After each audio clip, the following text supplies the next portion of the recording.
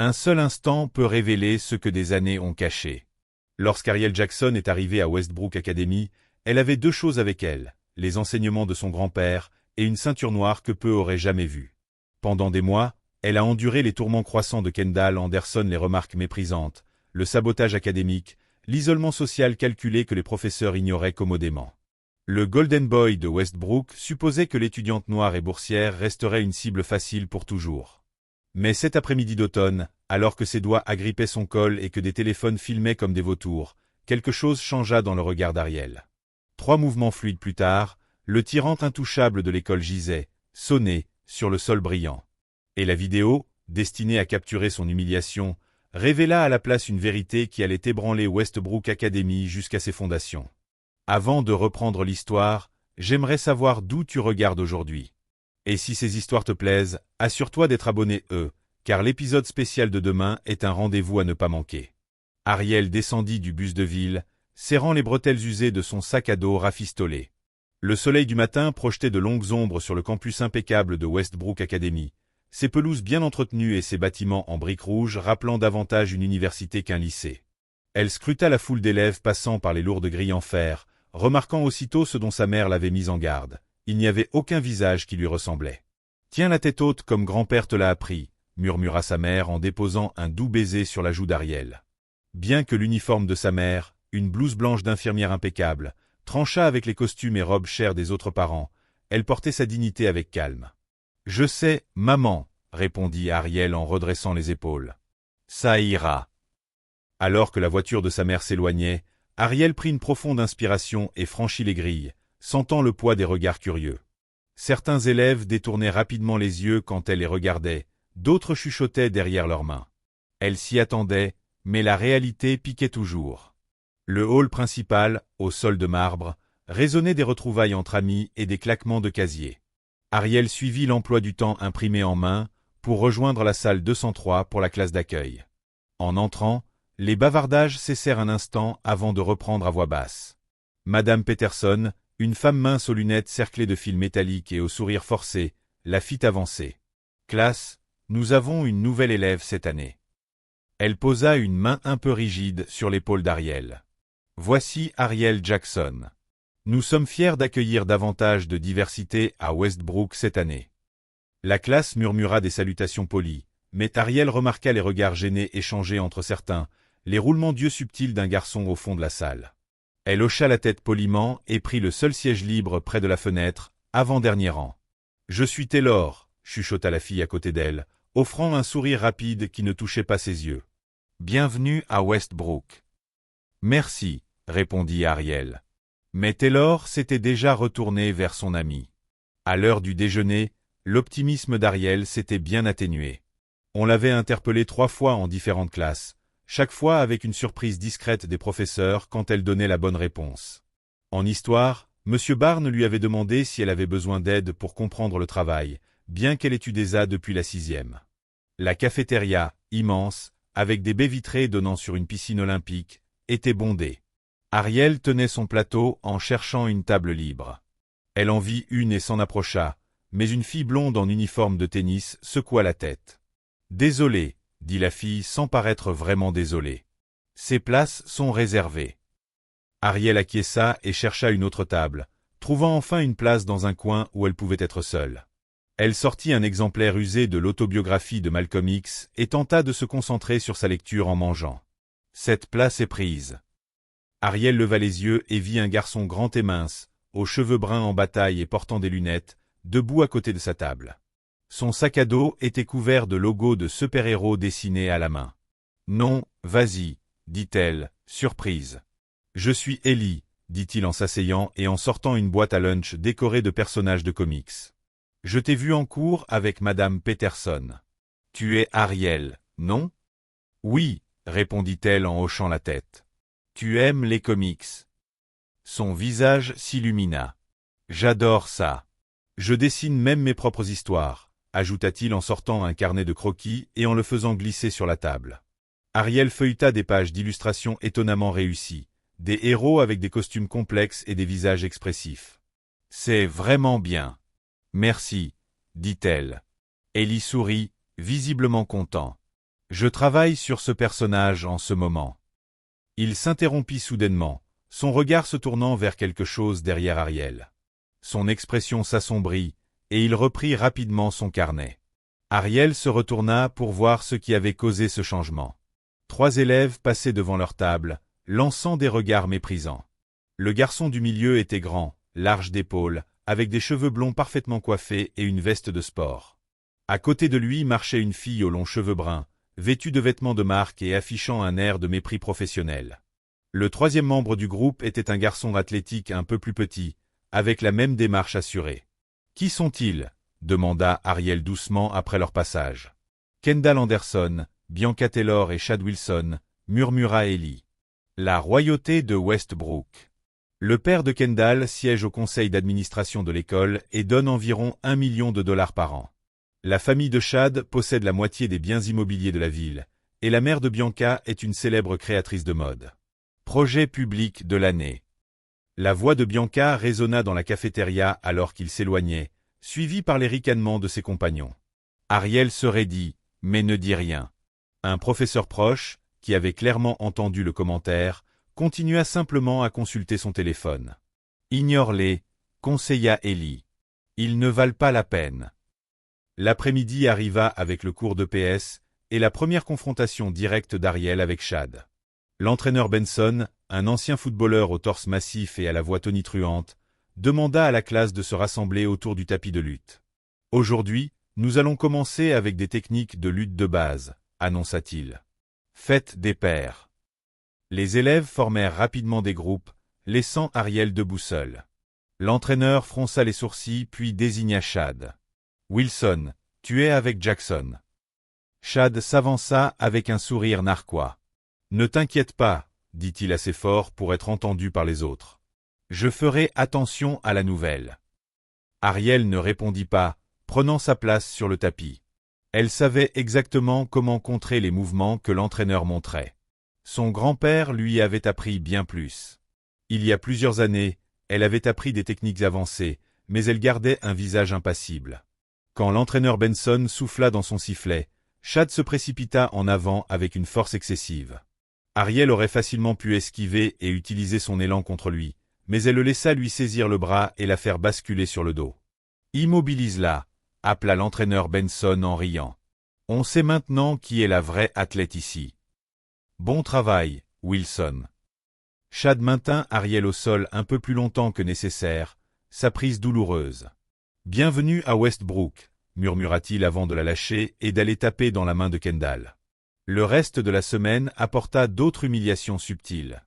En cours d'anglais, Ariel remit un essai analytique sur leurs yeux regardez Dieu que le professeur de son ancienne école avait qualifié de travail de niveau universitaire. Madame Franklin le lui rendit avec un B+ et une note disant que le travail manquait d'originalité. Pendant ce temps, Kendall, qui avait rendu son devoir en retard et avait clairement copié des passages sur Internet, reçut un A et des louanges publiques pour sa voix unique. Lorsqu'Ariel leva la main pour demander quels étaient les critères de notation, Madame Franklin la coupa. « Nous avons des standards très élevés à Westbrook. Ariel, tu devras travailler plus dur pour les atteindre. » Le vendredi soir, Ariel était épuisée émotionnellement. Elle était assise à la table de la cuisine, aidant sa mère à préparer le dîner, faisant attention à garder une voix calme en racontant sa semaine. « Alors, c'était comment vraiment ?» demanda sa mère en posant son couteau et en regardant Ariel dans les yeux. « C'était. » Ariel hésita, puis soupira. « C'est dur, maman. Pas académiquement, mais tu sais. » Sa mère hocha la tête, comprenant immédiatement. « Je sais, ma chérie. Je suis la seule infirmière noire de mon service depuis 15 ans. » Elle serra la main d'Ariel. Parfois, le silence crie plus fort que les hurlements, tu ne trouves pas? Oui, répondit Ariel doucement. Mais je gère. Je suis fier de toi, dit sa mère en revenant couper les légumes. Tes notes sont excellentes, comme toujours. Tu vas leur montrer de quoi tu es capable. Plus tard dans la nuit, Ariel déballa les derniers cartons de son déménagement. Au fond, soigneusement enveloppée dans du papier de soie, elle trouva une photo encadrée de son grand-père. Maître Harold Jackson se tenait droit dans son kimono noir, ses yeux doux contrastant avec sa posture puissante. Elle posa la photo sur son bureau, passant ses doigts sur le cadre. « Tu me manques, grand-père, » murmura-t-elle. Son grand-père avait été son premier et unique professeur d'arts martiaux, l'ayant entraîné de ses 5 ans jusqu'à sa mort, 3 ans auparavant. Sous sa direction, elle avait obtenu sa ceinture noire à 13 ans, maîtrisant des techniques que la plupart des adultes avaient du mal à apprendre. Mais surtout, il lui avait enseigné quand ne pas utiliser ses compétences. « Tu ne te bats pas pour blesser, » lui disait-il pendant leurs entraînements. « Tu te bats pour protéger, et tu t'en vas quand c'est sage. » Ariel avait respecté cet enseignement même lorsque cela aurait été plus facile de ne pas le faire. Elle était restée calme lorsque des camarades dans son ancienne école tentaient de la provoquer, s'éloignant des confrontations qui auraient pu mal finir si elle avait choisi de se battre. Mais Westbrook mettait à l'épreuve sa résolution d'une manière qu'elle n'avait pas anticipée. Le jour suivant, en parcourant une petite librairie du centre-ville, Ariel remarqua un flyer fané épinglé au tableau d'affichage communautaire. Arts martiaux traditionnels Jackson y était inscrit, avec une adresse qu'elle reconnut comme étant à quelques rues seulement. Le vieux dojo de son grand-père. Elle avait presque oublié qu'il se trouvait dans cette ville. Ce soir-là, après que sa mère fût allée se coucher, Ariel sortit discrètement de la maison. Les rues étaient calmes alors qu'elle pédalait sur son vélo à travers la vieille partie de la ville, s'arrêtant finalement devant un petit bâtiment de plain-pied avec des fenêtres couvertes de papier. L'enseigne au-dessus de la porte était fanée, mais encore lisible, Jackson S. La porte était fermée à clé, mais Ariel savait où son grand-père cachait le double, derrière une brique lâche à l'arrière. La clé y était toujours, couverte de poussière, mais fonctionnelle. La porte grinça quand elle la poussa, révélant un espace figé dans le temps. La lumière de la lune filtrait à travers les hautes fenêtres, illuminant les tapis d'entraînement, le rack d'armes, le petit sanctuaire avec des bougies et de l'encens que son grand-père avait entretenu. Tout était couvert d'une couche de poussière, mais sinon intact depuis sa mort. Ariel se dirigea vers le petit vestiaire et ouvrit un vieux casier, le sien. À l'intérieur pendaient son kimono et sa ceinture noire, laissés là quand ils avaient déménagé après la mort de son grand-père. Elle se changea rapidement, le poids familier de l'uniforme ramenant une vague de souvenirs. Dans la salle principale, elle s'agenouilla devant le portrait fané de son grand-père accroché au mur, s'inclinant profondément en signe de respect. Puis elle se releva et commença à exécuter les katas qu'il lui avait enseignés, lentement au début, puis avec une vitesse et une précision croissantes. Chaque mouvement était une connexion avec lui, un rappel de ses enseignements, de sa voix, de sa sagesse. Pour la première fois depuis son arrivée à Westbrook, Ariel se sentit centrée, puissante, maître d'elle-même. Ici, dans ce dojo poussiéreux et abandonné, elle avait trouvé un sanctuaire. Le premier mois à Westbrook passa dans un flou de micro-agressions et de résistance silencieuse. Ariel maintint ses notes malgré des critères inégaux, resta à l'écart autant que possible, et trouva du réconfort dans ses visites nocturnes au dojo, mais la paix qu'elle avait réussi à garder fut brisée lors de l'assemblée de septembre. Toute l'école s'était rassemblée dans l'auditorium pour écouter les annonces sur les événements à venir et reconnaître les réussites académiques. Ariel était assise près du fond, à côté d'Ellie, écoutant à moitié le principal Andrew qui radotait sur la nécessité de maintenir la tradition d'excellence de Westbrook. Quand le principal ouvrit la parole aux annonces étudiantes, Kendall se leva de son siège au premier rang. « Je veux juste rappeler à tout le monde la réunion du comité d'organisation du festival d'automne ce jeudi, » dit-il, sa voix portant facilement dans la salle. Puis, en jetant un coup d'œil vers Ariel, il ajouta « Et merci de garder vos émotions sous contrôle pendant la préparation. On n'a pas besoin que quelqu'un devienne effrayant quand il est en colère. » Un rire parcourut l'audience. Ariel sentit des dizaines de regards se tourner vers elle, l'allusion de la blague de Kendall claire pour tout le monde. Elle garda son expression neutre, bien que ses mains se crispèrent en poing sur ses genoux. Madame Winters, la vice-principale, tapa dans le micro. « Merci, Kendall. Gardons nos annonces pertinentes, s'il vous plaît. » Mais il n'y eut aucune réprimande dans son ton, juste un amusement léger. Lorsque l'assemblée se dispersa, Madame Winters attrapa Ariel par le bras. « Un mot, s'il te plaît, Ariel. » Ariel suivit la vice-principale dans un coin calme, confuse. « J'ai remarqué ta réaction à l'annonce de Kendall, » dit Madame Winters d'une voix basse. « Je comprends que tu puisses te sentir visée, mais nous ne pouvons pas tolérer de réactions perturbatrices pendant les assemblées scolaires. »« Je n'ai rien dit, » protesta Ariel. « Ce n'est pas toujours ce que tu dis, » répondit Madame Winters. Ton langage corporel était confrontant. À Westbrook, Nous attendons des élèves qu'ils gèrent les situations inconfortables avec grâce. » Ariel quitta la conversation à la fois en colère et déconcertée. D'une manière ou d'une autre, elle avait été réprimandée pour ne pas avoir réagi à un stéréotype racial à son encontre. L'incident sembla ouvrir les vannes. Le lendemain, Chad se mit à fredonner une musique exagérée de film de kung-fu chaque fois qu'Ariel passait dans les couloirs. En cours de chimie, Bianca demanda fort à son partenaire de laboratoire. « Tu penses qu'Ariel pratique le vaudou ou juste la magie noire normale ?» La question fut suivie d'un rire gêné des élèves qui ne savaient pas trop comment répondre, mais ne voulaient pas contredire Bianca. Lors du déjeuner, quelques jours plus tard, Chad lança une cuillerée de purée de pommes de terre sur le dessin d'Ellie en passant à leur table. « Oups !» ricana Chad. « Je suis juste maladroit. » À la surprise d'Ariel, Ellie se leva, le visage rouge de colère. « Tais-toi, Chad. Laisse-nous tranquilles. » L'expression de Chad se fit plus sombre. Il renversa le plateau d'Ellie sur la table, faisant tomber la nourriture par terre. « Qu'est-ce que tu m'as dit, espèce de geek ?» dit Chad. « Laisse-nous tranquilles, » répéta Ellie, la voix tremblante mais déterminée. Ariel se plaça rapidement entre eux, posant une main sur le bras d'Ellie. « Ce n'est pas grave, » dit-elle doucement. « Ramassons simplement ça. » Alors qu'il s'agenouillait pour ramasser la nourriture éparpillée, Ariel murmura. « Ne te bats pas à ma place, Ellie. Ça ne ferait qu'empirer les choses pour toi.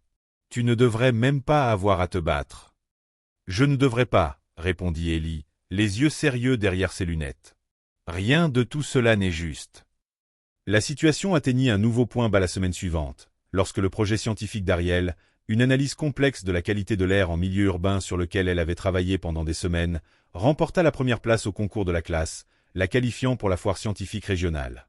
Elle était ravie, jusqu'à ce qu'elle soit appelée, 2 jours plus tard, au bureau du principal Andrew. Il y a eu une réévaluation des projets scientifiques, l'informa le principal, évitant son regard. Après une étude approfondie, nous avons découvert une erreur de notation. Le projet de Kendall Anderson représentera Westbrook au niveau régional. Une erreur de notation, répéta Ariel. Puis-je voir les nouveaux résultats? Ce ne sera pas nécessaire, répondit Andrew d'un ton condescendant. La décision est finale. Plus tard, Ariel entendit 2 professeurs discuter du fait que la mère de Kendall avait appelé directement le principal pour se plaindre des résultats. Madame Anderson était la présidente de l'association des parents et une grande donatrice du nouveau complexe sportif de l'école. Le lendemain, en cours de sport, l'entraîneur Benson organisa une nouvelle démonstration de combat. « Jackson Wilson, à toi !» appela-t-il, un éclat dans les yeux laissant deviner qu'il attendait du spectacle. Les élèves se rassemblèrent autour du tapis, beaucoup chuchotant avec excitation. Chad monta sur le tapis en se pavanant, clairement content de l'attention. « Peut-être que tu as progressé depuis la dernière fois, » le provoqua-t-il. « Mais j'en doute. » Ariel prit sa position, sa mémoire musculaire de ses années d'entraînement activée, positionnant automatiquement son corps dans une forme parfaite. Pendant un bref instant, elle envisagea de montrer ce dont elle était capable, à quel point elle pourrait facilement jeter Chad au sol, combien elle pourrait contrôler l'affrontement. Mais à la place, elle le laissa attraper son bras, feignant une résistance, mais finalement se laissant pousser au sol. Lorsqu'elle toucha le tapis, elle entendit les ricanements des élèves, vit le sourire satisfait de l'entraîneur Benson. « Bonne chance la prochaine fois, Jackson », dit l'entraîneur en notant quelque chose sur son clipoar. « Certaines personnes sont des athlètes naturels, et d'autres ne le sont pas. » Cette nuit-là, Ariel rêva de son grand-père. Dans son rêve, elle était plus jeune, peut-être 10 ou 11 ans, s'entraînant au dojo. Le maître Hérald lui avait bandé les yeux et lui apprenait à bloquer les coups en sentant le mouvement de l'air, les légers changements de poids et d'équilibre qui trahissaient les intentions de l'adversaire. Dès que tu laisses la rage te contrôler, tu perds. Même si tu gagnes, lui disait-il d'une voix calme et certaine. La vraie force vient du fait de savoir quand frapper et quand attendre. Ariel se réveilla, des larmes coulant sur ses joues, manquant plus que jamais les conseils de son grand-père. Le lendemain matin, elle trouva un petit mot plié glissé dans les bouches d'aération de son casier. En l'ouvrant avec précaution, elle lut. « Ne fais pas confiance à l'école. Il le protège. Je peux le prouver. SP. » Elle regarda autour d'elle dans le couloir, se demandant qui avait laissé ce message. Les initiales lui semblaient familières, mais elle ne les identifia pas immédiatement. Plus tard dans la journée, elle aperçut Sophie Parker, une fille discrète qui s'asseyait autrefois avec le groupe de Bianca, mais qui avait récemment été visiblement absente de leur table, la regardant depuis l'autre bout de la bibliothèque. Leurs regards se croisèrent, Sophie détourna rapidement les yeux, mais Ariel y lut une signification claire. Sophie, SP, cela ne pouvait être qu'elle. De plus en plus frustrée par la situation, Ariel décida de suivre les voies officielles. Elle prit rendez-vous avec Madame Harrison, la conseillère d'orientation, dans l'espoir de discuter de la notation injuste et du harcèlement croissant. Madame Harrison écouta les préoccupations d'Ariel avec une expression compatissante, hochant la tête aux moments appropriés. Quand Ariel eut fini de parler, la conseillère soupira profondément. « Ariel, je comprends ta frustration, mais il faut que tu comprennes. Nous essayons de te préparer à la vraie vie. La vie n'est pas toujours juste, et apprendre à gérer ces situations fait partie de grandir. Donc tu me dis que je devrais juste accepter d'être traité différemment à cause de ma race ?» demanda Ariel, incrédule. L'expression de Madame Harrison se durcit légèrement. « Ce n'est pas ce que j'ai dit. Je dis que Westbrook a certaines dynamiques établies. Kendall et ses amis viennent de familles qui soutiennent cette école depuis des générations. Nous devons considérer le tableau d'ensemble. » À ce moment, Ariel comprit ce que signifiait la note de Sophie. L'administration n'était pas simplement passive. Elle protégeait activement les enfants de ses donateurs, maintenant un système qui désavantageait des élèves comme Ariel, peu importe leurs efforts ou leurs résultats. Cette nuit-là, Ariel retourna au dojo, les émotions à vif. Elle exécuta ses katas avec une précision pleine de colère. Chaque coup et chaque parade étaient alimentés par la frustration accumulée. Ses mouvements devinrent plus rapides, plus puissants, jusqu'à ce qu'elle se retrouve devant un tas de briques utilisées par son grand-père pour les démonstrations de casse. Sa main tremblait au-dessus de la brique du haut, luttant pour se retenir. Comme il serait satisfaisant de la briser, de libérer ne serait-ce qu'une fraction de la colère qui montait en elle. Mais à la place, elle baissa la main, les larmes coulant sur ses joues. Dans la petite zone du sanctuaire, Ariel ouvrit la boîte en bois où son grand-père gardait ses objets les plus précieux. À l'intérieur se trouvait sa ceinture noire originale, usée et décolorée par des décennies d'utilisation. Elle la souleva avec révérence, sentant le poids de son héritage dans ses mains. Après un instant d'hésitation, elle la noua autour de sa taille, remplaçant sa propre ceinture plus récente. Elle resterait cachée sous son uniforme scolaire, un rappel secret de sa force, de son héritage, de son vrai moi, un serment silencieux. Seulement quand il n'y aurait plus d'autre option. Les couloirs de l'Académie Westbrook n'avaient jamais paru aussi hostiles. Ariel marchait la tête haute, la ceinture noire de son grand-père cachée sous son uniforme comme une armure. Mais le poids de l'isolement devenait plus lourd chaque jour. 2 mois après le début du semestre, tout changea avec une seule notification sur son téléphone. « Ariel, tu as vu ça ?» Ellie accourut à son casier, le visage rouge de colère. « Quelle vidéo ?» demanda Ariel, l'estomac noué par la peur. Ellie hésita, puis lui tendit son téléphone. À l'écran, une compilation de courts clips montrait Ariel en classe ou dans les couloirs. Ils avaient été soigneusement montés pour la faire paraître agressive. Son visage lorsqu'elle avait été délibérément bousculée par Chad. Son expression lorsqu'un professeur avait ignoré sa main levée. Des moments de frustration sortis de leur contexte. La légende disait simplement « Ariel en colère ». « C'est partout sur les réseaux sociaux de l'école », dit Ellie doucement. Kendall l'a posté hier soir. Ariel fixa l'écran, le visage soigneusement impassible malgré la colère qui montait en elle. Elle avait fait tout ce qu'il fallait, garder la tête basse, suivre les règles, éviter les provocations. Maintenant, ils avaient transformé sa retenue en quelque chose de laid. « Qui a filmé ça ?» demanda-t-elle, la voix plus ferme qu'elle ne se sentait. « Surtout Bianca. Elle est toujours sur son téléphone en classe. » Avant qu'Ariel ne puisse répondre, une voix retentit sur le haut-parleur. « Ariel Jackson, veuillez vous présenter immédiatement au bureau du principal. » Les élèves dans le couloir se tournèrent vers elle, certains ricanant, d'autres regardant ailleurs, mal à l'aise. Ariel rendit le téléphone à Ellie et marcha calmement vers le bureau, sentant des dizaines de regards sur son dos. Le principal Andrew attendait, l'expression sévère. La vice-principale Winter se tenait à côté de lui, les bras croisés. « Assieds-toi, Ariel, » dit Andrew en désignant la chaise en face de son bureau. Il tourna son écran vers elle, montrant la même vidéo. « Peux-tu expliquer ça ?»« Expliquer quoi ?» répondit Ariel. « Je n'ai pas fait cette vidéo. »« Nous sommes inquiets du comportement agressif montré ici, » intervint Madame Winters. « Plusieurs élèves ont dit se sentir en danger. » Ariel les regarda, incrédule. « Cette vidéo a été montée pour me faire passer pour quelqu'un d'énervé.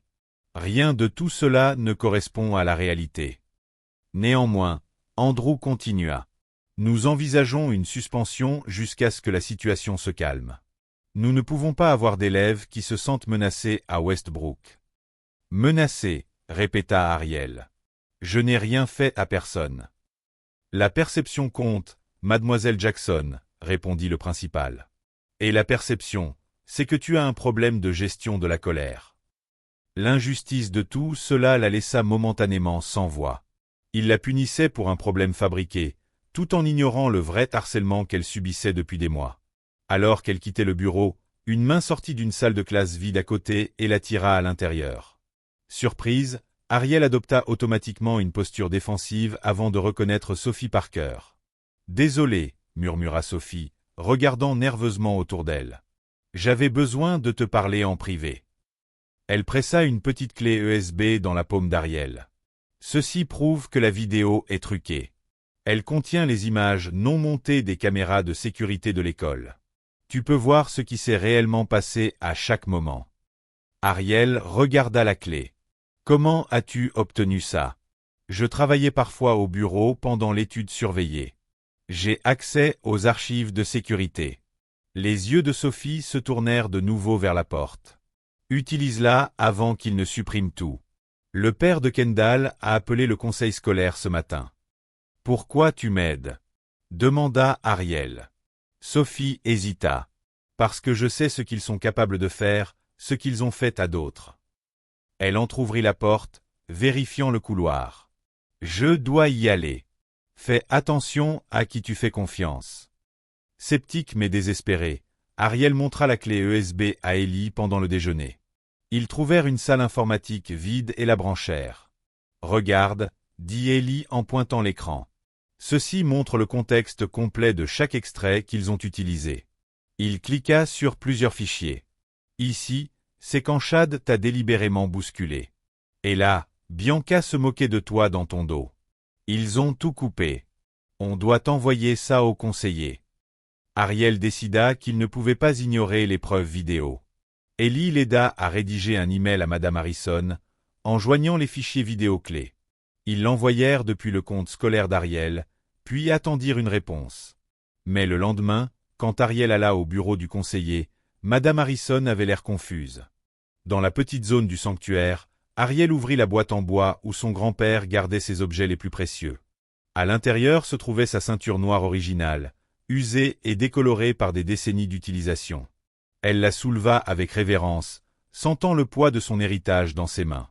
Après un instant d'hésitation, elle la noua autour de sa taille, remplaçant sa propre ceinture plus récente. Elle resterait cachée sous son uniforme scolaire, un rappel secret de sa force, de son héritage, de son vrai moi, un serment silencieux. Seulement quand il n'y aurait plus d'autre option. Les couloirs de l'Académie Westbrook n'avaient jamais paru aussi hostiles.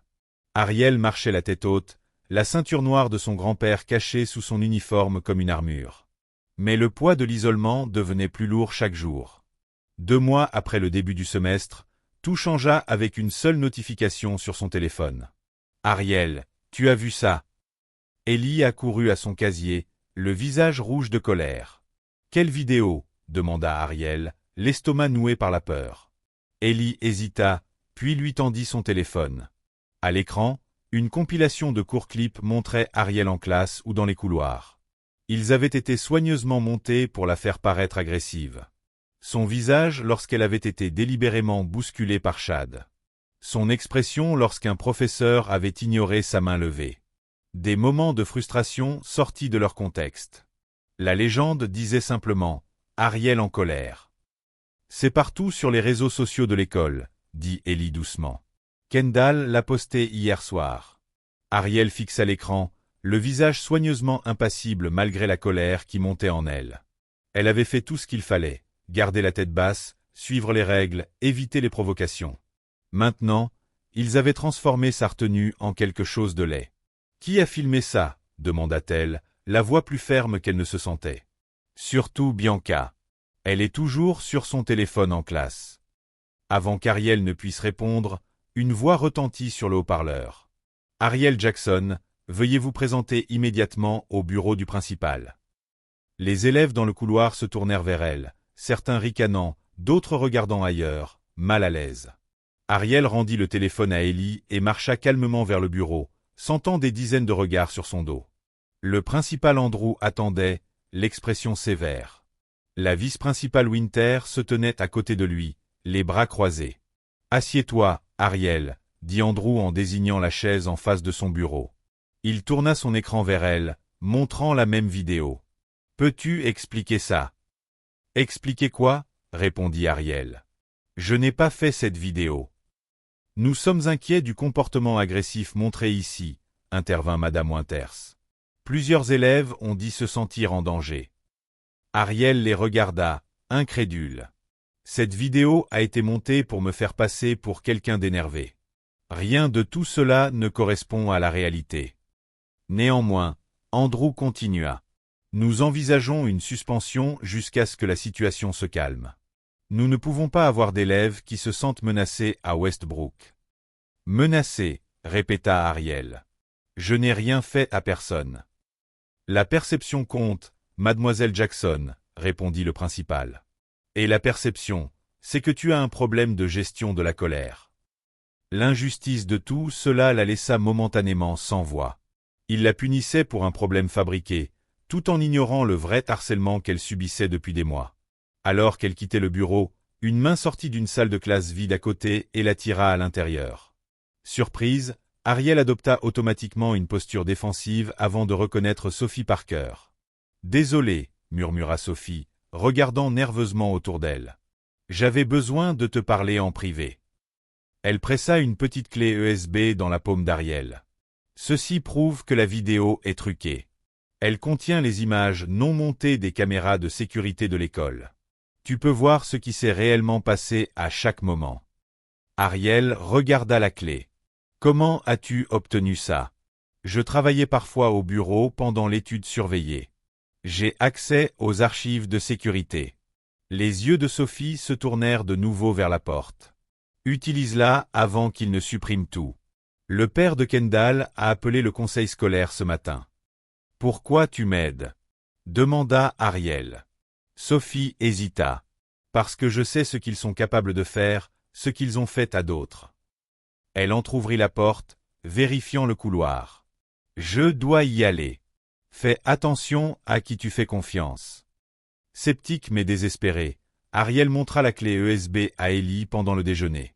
Ils trouvèrent une salle informatique vide et la branchèrent. « Regarde, » dit Ellie en pointant l'écran. Ceci montre le contexte complet de chaque extrait qu'ils ont utilisé. Il cliqua sur plusieurs fichiers. Ici, c'est quand Chad t'a délibérément bousculé. Et là, Bianca se moquait de toi dans ton dos. Ils ont tout coupé. On doit envoyer ça au conseiller. Ariel décida qu'il ne pouvait pas ignorer les preuves vidéo.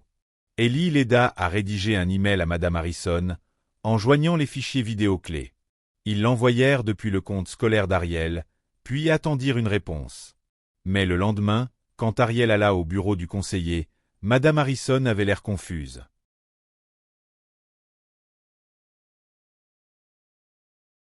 « De quel email parles-tu ? » ?»« Madame, je vous l'ai envoyé hier. » »« Ariel, je n'ai rien reçu de ta part. »« Je l'ai envoyé hier, » insista Ariel. Il y avait des vidéos montrant que la vidéo de Kendall était montée. Madame Harrison parcourut sa boîte mail, secouant la tête. « Il n'y a rien ici. Tu es sûr de l'avoir envoyé à la bonne adresse ?» Plus tard, Ariel vérifia son dossier des envoyés. L'email avait disparu, comme s'il n'avait jamais existé. Cet après-midi-là, alors qu'Ariel rangeait ses livres dans son casier, Bianca arriva, accompagnée de 2 de ses amis. Pour une fois, Kendall et Chad n'étaient pas là. « Salut Ariel, » dit Bianca d'une voix étrangement amicale. « Je voulais juste te dire que ta présentation en anglais hier était vraiment bien. » Surprise, Ariel répondit prudemment. Merci. On organise un groupe d'études pour le partiel la semaine prochaine. Bianca continua. Tu devrais venir avec nous. Avant qu'Ariel ne puisse répondre, Bianca fit un pas en avant et la poussa brusquement contre les casiers. Oups, je ne t'avais pas vu, dit-elle fort, alors qu'Ariel perdait l'équilibre. Un groupe d'élèves proches éclata de rire et Ariel remarqua plusieurs téléphones pointés vers elle, filmant une nouvelle mise en scène. Tu sais quoi, Bianca? Dit Ariel doucement. Je te plains. Le sourire de Bianca vacilla, mais elle se reprit vite et s'éloigna en jetant un coup de cheveux dédaigneux. La goutte d'eau. Le lendemain, Ariel quittait la cafétéria après le déjeuner quand Kendall se plaça directement devant elle, flanqué de Chad et de plusieurs membres de l'équipe de cross. Rapidement, un cercle d'élèves se forma, sentant que la confrontation allait arriver. « Je n'aime pas ton attitude, » dit Kendall assez fort pour que tout le monde entende. « Tu te promènes ici comme si tu possédais l'endroit. » Ariel essaya de contourner. « J'essaie juste d'aller en cours. » Kendall se remit à bloquer son chemin. « Je n'ai pas fini de te parler. » Sans prévenir, il attrapa son col et l'attira vers lui. « Tu dois apprendre à respecter. » Le temps sembla ralentir. Ariel était parfaitement consciente de la foule qui regardait, des téléphones qui filmaient, des professeurs opportunément absents. Elle entendit la voix de son grand-père dans sa tête. Contrôle, précision. Termine avant que ça commence. Pendant 2 mois, elle avait subi chaque insulte, chaque affront, chaque injustice. Elle avait suivi les règles, fait confiance au système, fui quand on la provoquait. Et ça lui avait rapporté quoi? Se retrouver menacée d'expulsion pour un crime qu'elle n'avait pas commis, malmenée devant toute l'école, sa dignité en lambeaux. Il n'y aurait pas de fuite cette fois. D'un mouvement fluide, si rapide que la plupart des spectateurs en manquèrent les détails, Ariel tordit le poignet de Kendall, lui faisant lâcher prise. Elle balaya ses jambes d'un coup précis, le faisant tomber au sol avec une force contrôlée. Avant qu'il ne puisse réagir, elle le maintint au sol, son genou appuyé légèrement sur sa poitrine, la main prête à l'immobiliser sans le blesser. Elle le tint 2 secondes, juste assez pour faire passer son message, puis le relâcha et recula, posture détendue mais prête. Le couloir était devenu un silence total. Kendall gisait au sol, la surprise sur son visage rapidement remplacée par l'humiliation et la colère. Chad s'avança, mais s'arrêta net quand Ariel tourna son regard vers lui. Quelque chose dans ses yeux le fit réfléchir. « Elle est entraînée », murmura quelqu'un dans le silence, les mots portés clairement à travers la foule abasourdie. Kendall se releva en courant, le visage rouge de colère. « Tu es foutu dans cette école », cracha-t-il en reculant. « Mon père s'en occupera. » Ariel ne dit rien, se contentant de le regarder s'éloigner tandis que la foule s'écartait pour le laisser passer. Elle ramassa son sac tombé au sol et continua vers sa classe, le cœur battant, mais les pas assurés. Au son de la cloche finale, la vidéo de la confrontation circulait déjà. Contrairement à la vidéo montée où Ariel semblait en colère, celle-ci n'avait pas besoin d'édition pour faire son effet. En 3 mouvements, Ariel avait dénoncé le harcèlement de Kendall et montré sa propre maîtrise et retenue. En allant à l'arrêt de bus, son téléphone vibra, un message de sa mère. Bureau du principal, 9 heures demain. Audition formelle. Qu'est-ce qui se passe? Soupira Ariel, sachant que la bataille la plus difficile commençait. Mais pour la première fois depuis des mois, elle marchait la tête haute. Elle ne portait plus le poids de la souffrance silencieuse. Ce soir-là, son téléphone s'illumina de notifications alors que la vidéo dépassait Westbrook, accumulant des vues sur les réseaux sociaux. À minuit, elle avait été partagée par plusieurs pages d'arts martiaux avec des légendes comme « La fille de l'école privée met fin au tyran en 3 mouvements silencieux ». Ariel éteignit son téléphone et se rendit au dojo, cherchant la paix de cet espace sacré. En pratiquant ses katas sous la lumière de la lune, elle ne ressentait aucun regret, seulement une étrange clarté. Quoi qu'il arrive, elle ferait face avec le même contrôle et la même précision qu'aujourd'hui. Les lignes étaient tracées. La vérité était sortie, enregistrée et témoignée. Pour le meilleur ou pour le pire, Westbrook Academy ne serait plus jamais la même. Le lendemain matin, Ariel arriva à Westbrook pour trouver des camions de presse garés dans la rue et des journalistes regroupés près de l'entrée principale. Sa mère marchait à ses côtés, une main protectrice sur son épaule, le visage grave et déterminé. « Continuez d'avancer », murmura sa mère. « Ne répondez à aucune question. » Ariel, Pouvez-vous nous dire ce qui a mené à cette confrontation? Madame Jackson, votre fille a-t-elle une formation en arts martiaux? Y a-t-il eu des incidents de harcèlement précédemment à Westbrook? Les questions les suivirent jusqu'à ce qu'un agent de sécurité les fasse entrer et ferme la porte sur la frénésie des médias. Le principal Andrew les attendait dans le hall principal, le visage grave. « Par ici, s'il vous plaît, » dit-il sèchement, les menant vers la salle de conférence plutôt que son bureau. À l'intérieur, Ariel fut surprise de trouver non seulement le vice-principal et le conseiller, mais tout le conseil disciplinaire, 8 personnes, dont 2 enseignants qu'elle connaissait, et plusieurs adultes en tenue d'affaires, probablement membres du conseil d'administration. Le père de Kendall, un homme grand aux cheveux blonds et aux traits sévères comme son fils, était assis à une extrémité de la table, l'expression orageuse. « Veuillez vous asseoir », ordonna le principal Andrew. « Ceci est une audience disciplinaire formelle concernant l'incident violent d'hier. »« Incident violent », répéta la mère d'Ariel, sa voix dangereusement calme. « Ma fille s'est défendue contre un élève qui l'a agressée physiquement. C'est documenté dans la vidéo que tout le monde a vue. »« Madame Jackson, » coupa M. Anderson, « votre fille a utilisé des techniques d'arts martiaux sur mon fils. Elle aurait pu le blesser gravement. Cela constitue une menace pour la sécurité des élèves. » Le principal Andrew acquiesça solennellement. « J'ai bien peur de devoir être d'accord. En attendant les résultats de cette enquête, Ariel est suspendue avec effet immédiat. Nous la considérons comme une menace pour la sécurité des autres. » La mère d'Ariel se leva, son uniforme d'infirmière impeccable face au bois poli de la table de conférence. « Ma fille a subi des mois de harcèlement dans cette école. Elle possède des preuves documentées de ces intimidations que l'administration a constamment ignorées. Et maintenant, lorsqu'elle se défend contre une agression physique, vous la suspendez. »« Nous prenons toutes les allégations de harcèlement très au sérieux, » répondit calmement Madame Winters. « Vraiment. » Ariel prit la parole pour la première fois. « Parce que moi, j'ai des preuves qui montrent le contraire. » Le rire de M. Anderson fut méprisant. « Je suis sûr que tu penses avoir des preuves, Ariel. » Le principal Andrew, d'un ton condescendant. « Nous comprenons que tu puisses te sentir victime, mais ta réaction a été disproportionnée et dangereuse. »« La décision du conseil est définitive, » ajouta Madame Winters. « Vous pouvez récupérer vos affaires et quitter le campus immédiatement.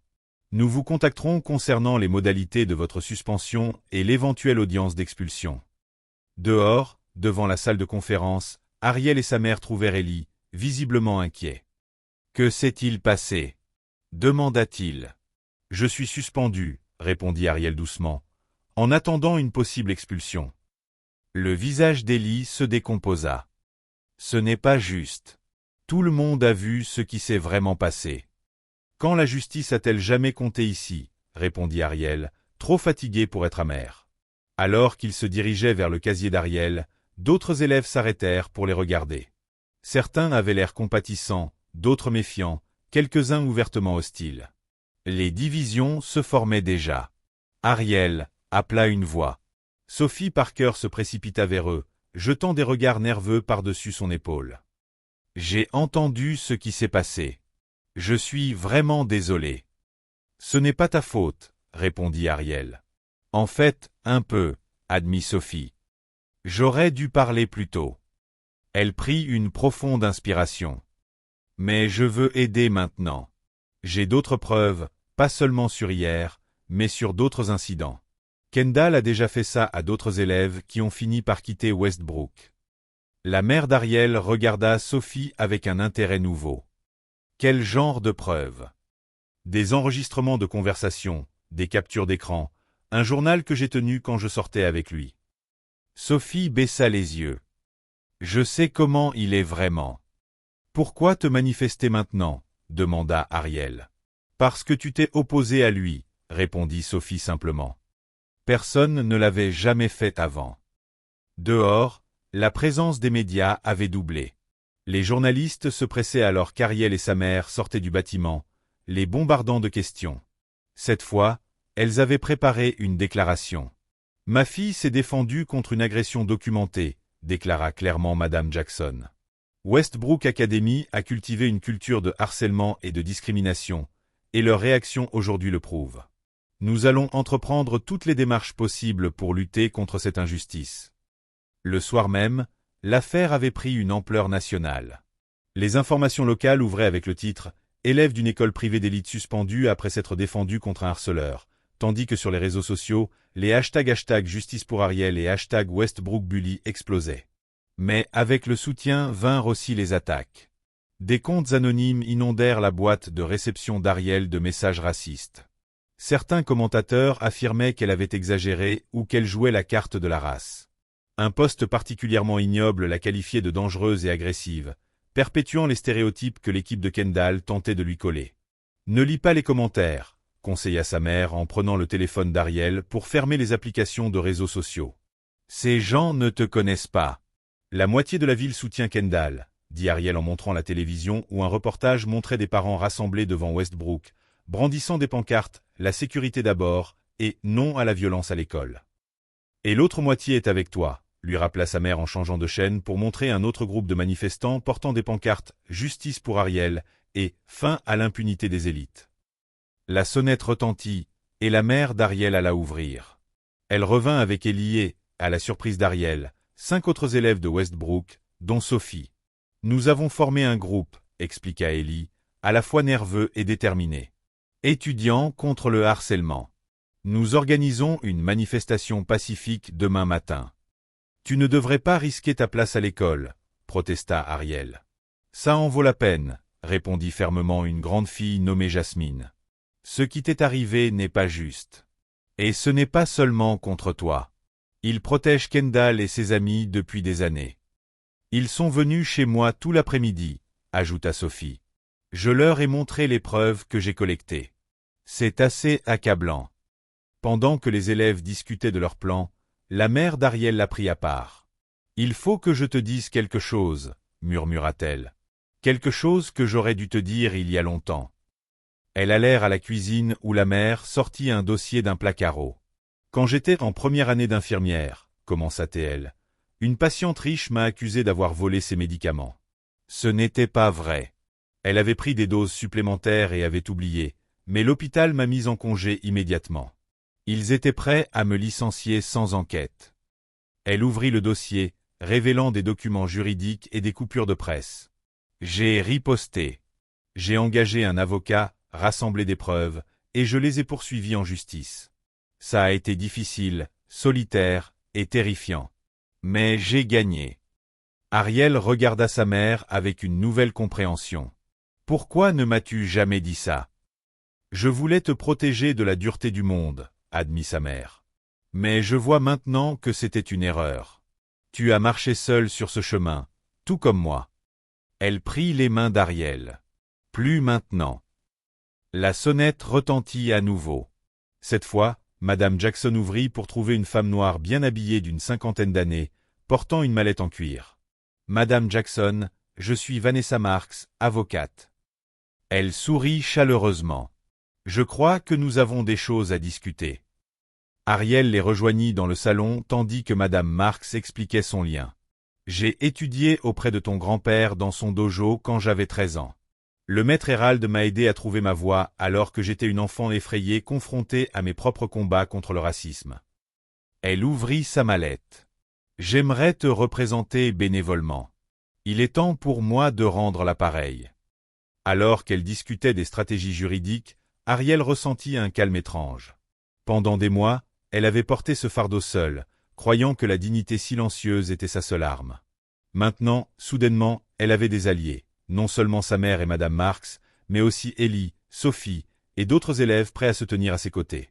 Le lendemain matin, Ellie envoya un message alarmant. Sophie avait tenté d'accéder au dossier disciplinaire de l'école pour récupérer des fichiers montrant des dissimulations antérieures du comportement de Kendall, seulement pour découvrir que son accès avait été révoqué et que les dossiers avaient été modifiés. « Il supprime les preuves », disait son message. « Mais ne t'inquiète pas, j'ai tout sauvegardé la nuit dernière. » Pendant ce temps, Madame Marks avait découvert quelque chose d'aussi troublant, un schéma d'incidents similaire à Westbrook au cours de la dernière décennie. Tous avaient été réglés discrètement, les élèves issus de milieux moins privilégiés transférés mystérieusement en cours d'année. Ils ont étouffé ces problèmes pendant des années, expliqua Madame Marks en étalant les documents sur la table de la cuisine. Mais cette fois, ils ont choisi la mauvaise élève avec qui s'en prendre. Ce soir-là, Ariel apprit qu'une réunion d'urgence du conseil d'administration avait été convoquée à Westbrook. Selon les sources de Sophie, le père de Kendall exigeait l'expulsion immédiate d'Ariel. Expulsion pour protéger le prestige de l'école. Mais certains membres du conseil hésitent, Sophie l'a rapporté au téléphone. L'attention des médias les inquiète quant à l'image, et quelques-uns ont même regardé les vidéos non montées. Après le départ de tout le monde, Ariel est retournée au dojo. Cet endroit était devenu son refuge, le seul lieu où elle pouvait être pleinement elle-même. Alors qu'elle s'entraînait en silence, un orage éclata dehors, la pluie battant contre les fenêtres. Les éclairs illuminaient la pièce par brèves et brillantes lueurs, projetant des ombres dramatiques tandis qu'elle enchaînait des katas complexes avec une précision fluide. À ces moments, Ariel trouvait la clarté. Elle avait passé des mois à essayer de rester invisible, à naviguer dans un environnement hostile sans faire de vagues. Elle avait suivi l'enseignement de son grand-père sur le fait de s'éloigner, mais peut-être avait-elle mal interprété sa sagesse. Parfois, s'éloigner signifiait se retirer. Mais parfois, cela voulait dire avancer sur un chemin différent. Cette fois, elle chuchota au dojo vide alors que le tonnerre secouait le bâtiment. « Je ne me bats pas juste pour moi. » L'éclair illumina de nouveau le portrait de son grand-père accroché au mur. Dans ce bref instant électrique, Ariel aurait juré qu'il souriait. Le matin de l'audience disciplinaire se leva clair et froid. Ariel se tenait devant le miroir de sa chambre, ajustant le col de la veste bleu marine modeste que sa mère avait insisté pour acheter pour l'occasion. Ce n'était pas son style, mais elle comprenait la stratégie, paraître professionnelle, posée, inoffensive. « Prête ?» demanda sa mère depuis l'embrasure de la porte. Ariel acquiesça, glissant la ceinture noire usée de son grand-père dans son sac. Elle ne la porterait pas aujourd'hui, mais la garder près d'elle lui donnait de la force. Elles arrivèrent à Westbrook Academy et trouvèrent le parking rempli de camions de presse et de manifestants. Deux groupes distincts s'étaient formés, l'un soutenant Kendall, composé principalement de parents bien habillés tenant des pancartes sur la sécurité à l'école, et un autre groupe plus important soutenant Ariel, mélange divers d'étudiants, de membres de la communauté et de pratiquants d'arts martiaux des villes voisines. Madame Marks les accueillit à l'entrée latérale, impeccablement vêtue d'un costume sur mesure, son expression confiante. « Souviens-toi de ce dont nous avons parlé, » dit-elle à Ariel en marchant vers le bâtiment administratif. « Laisse-moi faire la majeure partie des discours. Reste calme quoi qu'ils se disent. Ta maîtrise de toi est notre atout le plus précieux. » L'audience se tenait dans la salle du conseil de l'école, un espace aux boiseries avec des portraits des anciens directeurs accrochés au mur. Le comité disciplinaire siégeait à une longue table à l'avant, le principal Andrew, la vice-principale Winters, 2 enseignants et 3 membres du conseil. Sur le côté, une sténographe était prête à enregistrer les débats. Kendall et son père entrèrent par une porte latérale quelques instants plus tard. Le bras de Kendall était en écharpe, un détail théâtral, remarqua Ariel, puisqu'elle ne l'avait en aucun cas blessé. Il lança un regard arrogant dans sa direction avant de prendre place, confiant dans l'influence de sa famille. « Cette audience est ouverte », annonça le docteur Russell, présidente du conseil scolaire, une femme sévère aux cheveux argentés. « Nous sommes ici pour examiner l'altercation physique survenue entre les élèves Kendall Anderson et Ariel Jackson. Sur la base de nos conclusions, le conseil déterminera la sanction disciplinaire appropriée. » Le principal Andrew prit la parole en premier, présentant l'incident comme un accès de violence mettant en danger la sécurité des élèves. Il évita soigneusement de mentionner ce qui avait provoqué la confrontation, se concentrant uniquement sur la réaction d'Ariel. Lorsque Kendall a été appelé à témoigner, il a parfaitement joué son rôle. La voix de la victime blessée était appropriée et contenue. « J'essayais juste de lui parler », prétendit-il en ajustant son écharpe inutile. Elle a du mal à s'intégrer, et en tant que président de la classe de terminale, je me sentais responsable de l'aider à s'adapter. Il fit une pause pour marquer son effet. Puis elle m'a attaqué. Sans avertissement. Elle a utilisé une sorte de technique d'arts martiaux. J'aurais pu être gravement blessé. Ses amis confirmèrent son récit lorsqu'ils furent appelés à témoigner, bien qu'Ariel remarqua que leur version différait sur des détails petits mais importants. Chad affirma que Kendall avait à peine touché son épaule avant sa réaction, tandis qu'un autre membre de l'équipe de cross insista sur le fait qu'il n'y avait eu aucun contact physique avant l'attaque supposée d'Ariel. Madame Marks prit note de chaque incohérence, son stylo glissant régulièrement sur son bloc-notes. Quand ce fut leur tour, Madame Marx se leva avec calme délibéré. Avant que ma cliente ne prenne la parole, je souhaite présenter des preuves. Elle s'approcha de la table avec une clé USB. Ceci contient les images complètes et non montées de l'incident en question. Le principal Andrew se déroba légèrement. Nous avons déjà examiné les images pertinentes. Vous aussi? Madame Marx haussa un sourcil. Les images complètes, y compris les 10 minutes précédant le contact physique. Je pense que le comité bénéficiera de voir exactement ce qui s'est passé. Après une discussion hésitante entre les membres du conseil, ils acceptèrent de visionner la vidéo. Les lumières s'éteignirent alors que la vidéo était projetée sur un grand écran. Contrairement aux vidéos virales capturées avec un téléphone ne montrant que la confrontation finale, la caméra de sécurité montrait tout. Kendall et ses amis suivant Ariel depuis la cafétéria, lui bloquant le passage à plusieurs reprises alors qu'elle essayait de s'éloigner, et finalement Kendall saisissant nettement son col et l'attirant en avant. Ce n'est qu'alors qu'Ariel répondit par une immobilisation contrôlée. Lorsque les lumières se rallumèrent, la salle était plongée dans un silence pesant. Même certains membres du comité paraissaient visiblement mal à l'aise. Comme vous pouvez le voir, déclara Madame Marx dans le silence, ma cliente a d'abord été agressée physiquement. Elle a répondu avec une force minimale pour se protéger, puis s'est immédiatement désengagée. C'était un exemple typique de légitime défense. Monsieur Anderson se pencha en avant. Mon fils a fait une erreur, je l'admets. Mais il n'a pas utilisé de technique d'arts martiaux. Sa réponse était disproportionnée. Disproportionnée, répéta Madame Marx. Votre fils est considérablement plus grand que ma cliente, était entouré de plusieurs amis et a initié le contact physique en saisissant ses vêtements. Mademoiselle Jackson a utilisé exactement la force nécessaire pour mettre fin à la confrontation en toute sécurité. Personne n'a été blessé. Les membres du conseil échangèrent des regards. La situation ne se déroulait pas comme ils l'avaient prévu. Nous avons une autre affaire à traiter, poursuivit Madame Marx. Un schéma de harcèlement ciblé à l'encontre de Mademoiselle Jackson depuis son arrivée à Westbrook, que l'administration a systématiquement ignoré. Le visage du principal Andrew se durcit. C'est une accusation grave, Madame Marx, que je suis prêt à contester. Elle sortit un épais dossier. J'ai documenté des incidents de harcèlement racial, de discrimination académique et d'intimidation physique. J'ai aussi des preuves que Mademoiselle Jackson a tenté de signaler ces incidents par les voies appropriées, pour se voir refuser toute aide, voire être blâmée dans certains cas. Le témoignage se poursuivit encore 1 heure avec la déclaration écrite de Sophie fournissant un récit accablant du schéma de protection de certains élèves au détriment d'autres. Bien que soumise anonymement, sa connaissance détaillée d'incidents précis laissait peu de doute sur la véracité de ses dires. J'ai été instruite de garder mon identité confidentielle, concluait sa déclaration, parce que je crains des représailles de la part de l'école et de certains élèves, mais tout ce que j'ai décrit peut être vérifié par les images de surveillance, les courriels et les témoignages si le conseil veut bien enquêter. Lorsque Bianca Williams fut appelée à témoigner, le comité s'attendait à un autre récit bien rodé soutenant Kendall. Au lieu de cela, ils trouvèrent une jeune femme nerveuse qui ne pouvait soutenir le regard. « Bianca, avez-vous été témoin de l'altercation entre Kendall et Ariel ?»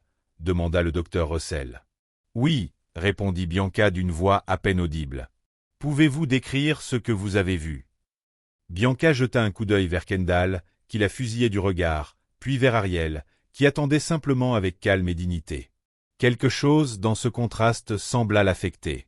Kendall la saisit, avoua enfin Bianca. Il l'a déjà fait à d'autres. On nous a demandé de garder le silence. Par qui? Demanda madame. Je ne peux pas, répondit Marx sèchement. Je ne peux pas, commença Bianca, puis s'interrompit. Par le principal Andrew et l'entraîneur Benson. Ils ont dit que ça nuirait à la réputation de l'école si nous parlions de ces choses. Cette révélation provoqua un frisson dans la salle. Le visage du principal Andrew s'empourpra de colère, mais avant qu'il puisse parler, le docteur Russell intervint. « Merci, Bianca. Vous pouvez vous asseoir. » Enfin, ce fut au tour d'Ariel de parler.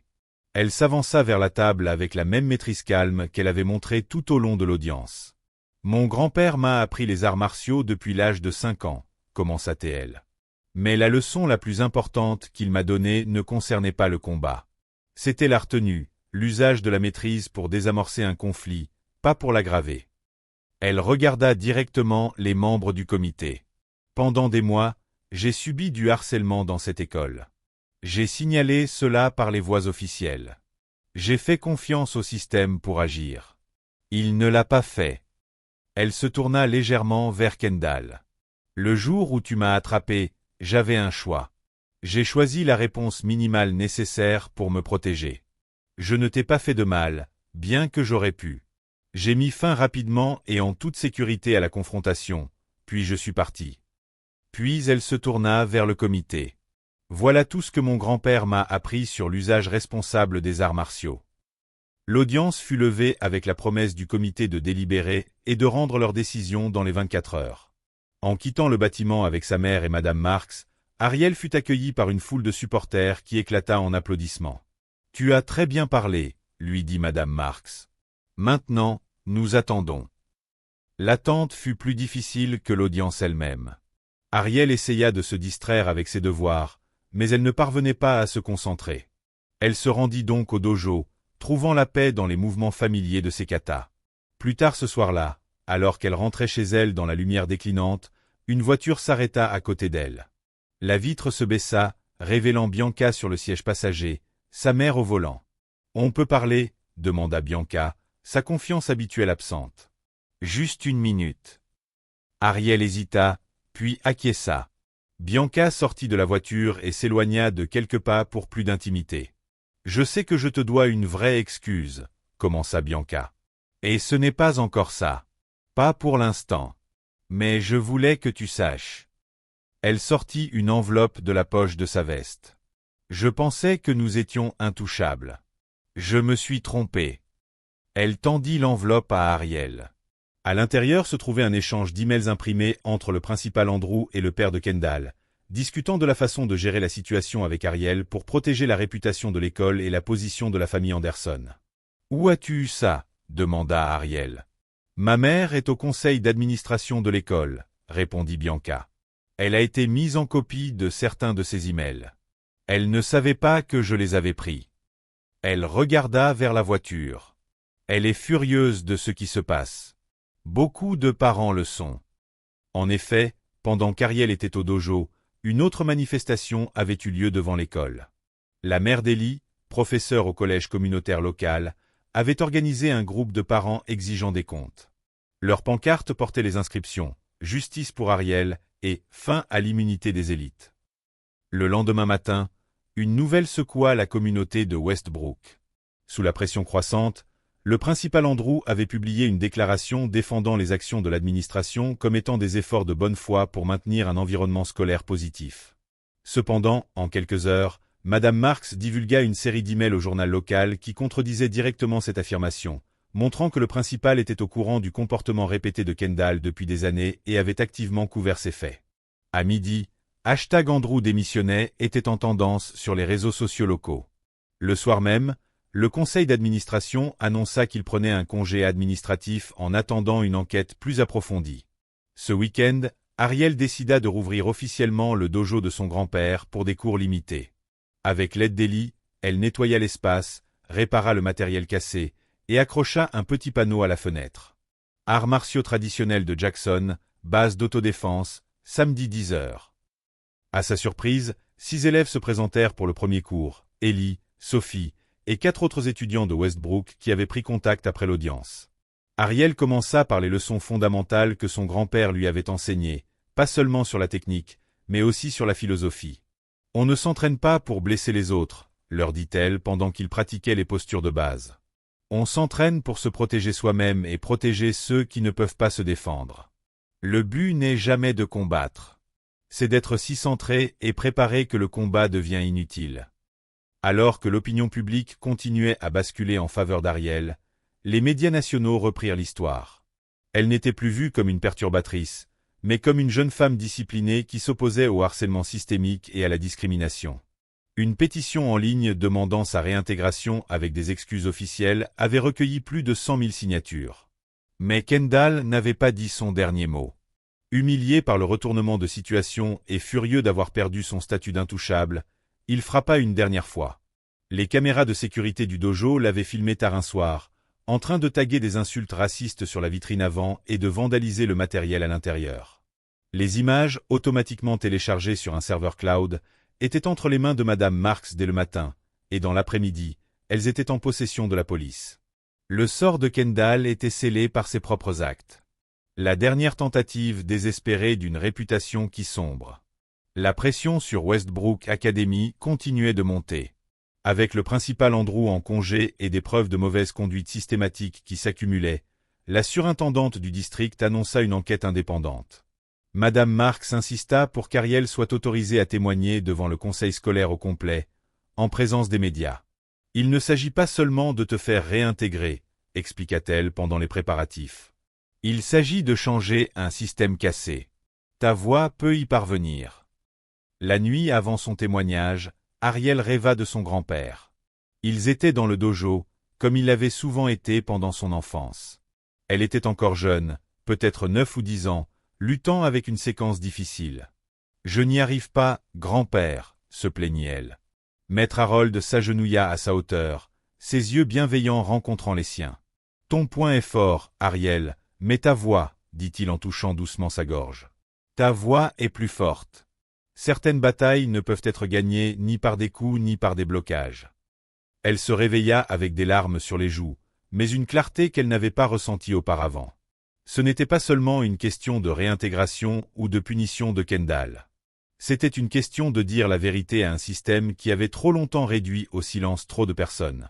Le jour de la réunion du conseil, Ariel travailla avec Ellie et Sophie pour préparer sa déclaration. Au début, elle eut du mal, tiraillée entre exprimer sa douleur authentique et éviter d'avoir l'air amère ou vindicative. « Raconte juste ton histoire, » lui conseilla Sophie. « Pas seulement ce qui s'est passé, mais ce que tu as ressenti. Fais-les comprendre. » Elle sortit une enveloppe de la poche de sa veste. « Je pensais que nous étions intouchables. Je me suis trompée. » Elle tendit l'enveloppe à Ariel. À l'intérieur se trouvait un échange d'emails imprimés entre le principal Andrew et le père de Kendall, discutant de la façon de gérer la situation avec Ariel pour protéger la réputation de l'école et la position de la famille Anderson. « Où as-tu eu ça ?» demanda Ariel. « Ma mère est au conseil d'administration de l'école, » répondit Bianca. Elle a été mise en copie de certains de ses emails. Elle ne savait pas que je les avais pris. Elle regarda vers la voiture. Elle est furieuse de ce qui se passe. Beaucoup de parents le sont. En effet, pendant qu'Ariel était au dojo, une autre manifestation avait eu lieu devant l'école. La mère d'Ellie, professeure au collège communautaire local, avait organisé un groupe de parents exigeant des comptes. Leurs pancartes portaient les inscriptions « Justice pour Ariel » et « Fin à l'immunité des élites ». Le lendemain matin, une nouvelle secoua la communauté de Westbrook. Sous la pression croissante, le principal Andrew avait publié une déclaration défendant les actions de l'administration comme étant des efforts de bonne foi pour maintenir un environnement scolaire positif. Cependant, en quelques heures, Madame Marks divulgua une série d'emails au journal local qui contredisaient directement cette affirmation, montrant que le principal était au courant du comportement répété de Kendall depuis des années et avait activement couvert ses faits. À midi, #Andrew démissionnait était en tendance sur les réseaux sociaux locaux. Le soir même, le conseil d'administration annonça qu'il prenait un congé administratif en attendant une enquête plus approfondie. Ce week-end, Ariel décida de rouvrir officiellement le dojo de son grand-père pour des cours limités. Avec l'aide d'Ellie, elle nettoya l'espace, répara le matériel cassé et accrocha un petit panneau à la fenêtre. Arts martiaux traditionnels de Jackson, base d'autodéfense, samedi 10h. À sa surprise, 6 élèves se présentèrent pour le premier cours, Ellie, Sophie et 4 autres étudiants de Westbrook qui avaient pris contact après l'audience. Ariel commença par les leçons fondamentales que son grand-père lui avait enseignées, pas seulement sur la technique, mais aussi sur la philosophie. « On ne s'entraîne pas pour blesser les autres », leur dit-elle pendant qu'ils pratiquaient les postures de base. « On s'entraîne pour se protéger soi-même et protéger ceux qui ne peuvent pas se défendre. Le but n'est jamais de combattre. C'est d'être si centré et préparé que le combat devient inutile. » Alors que l'opinion publique continuait à basculer en faveur d'Ariel, les médias nationaux reprirent l'histoire. Elle n'était plus vue comme une perturbatrice, mais comme une jeune femme disciplinée qui s'opposait au harcèlement systémique et à la discrimination. Une pétition en ligne demandant sa réintégration avec des excuses officielles avait recueilli plus de 100 000 signatures. Mais Kendall n'avait pas dit son dernier mot. Humilié par le retournement de situation et furieux d'avoir perdu son statut d'intouchable, il frappa une dernière fois. Les caméras de sécurité du dojo l'avaient filmé tard un soir, en train de taguer des insultes racistes sur la vitrine avant et de vandaliser le matériel à l'intérieur. Les images, automatiquement téléchargées sur un serveur cloud, étaient entre les mains de Madame Marks dès le matin, et dans l'après-midi, elles étaient en possession de la police. Le sort de Kendall était scellé par ses propres actes. La dernière tentative désespérée d'une réputation qui sombre. La pression sur Westbrook Academy continuait de monter. Avec le principal Andrew en congé et des preuves de mauvaise conduite systématique qui s'accumulaient, la surintendante du district annonça une enquête indépendante. Madame Marks insista pour qu'Ariel soit autorisée à témoigner devant le conseil scolaire au complet, en présence des médias. « Il ne s'agit pas seulement de te faire réintégrer », expliqua-t-elle pendant les préparatifs. « Il s'agit de changer un système cassé. Ta voix peut y parvenir. » La nuit avant son témoignage, Ariel rêva de son grand-père. Ils étaient dans le dojo, comme il l'avait souvent été pendant son enfance. Elle était encore jeune, peut-être 9 ou 10 ans, luttant avec une séquence difficile. « Je n'y arrive pas, grand-père », se plaignit-elle. Maître Harold s'agenouilla à sa hauteur, ses yeux bienveillants rencontrant les siens. « Ton poing est fort, Ariel, mais ta voix, dit-il en touchant doucement sa gorge. Ta voix est plus forte. Certaines batailles ne peuvent être gagnées ni par des coups ni par des blocages. » Elle se réveilla avec des larmes sur les joues, mais une clarté qu'elle n'avait pas ressentie auparavant. Ce n'était pas seulement une question de réintégration ou de punition de Kendall. C'était une question de dire la vérité à un système qui avait trop longtemps réduit au silence trop de personnes. Le jour de la réunion du conseil, Ariel travailla avec Ellie et Sophie pour préparer sa déclaration. Au début, elle eut du mal, tiraillée entre exprimer sa douleur authentique et éviter d'avoir l'air amère ou vindicative. « Raconte juste ton histoire », lui conseilla Sophie. « Pas seulement ce qui s'est passé, mais ce que tu as ressenti. Fais-les comprendre. » « Et souviens-toi, » ajouta Ellie, « ce n'est pas seulement pour toi. C'est pour tous ceux qui ont déjà été harcelés ou ignorés. » La réunion eut lieu dans l'auditorium de l'école pour accueillir la foule. Chaque siège était occupé. Étudiants, parents, professeurs, membres de la communauté et médias.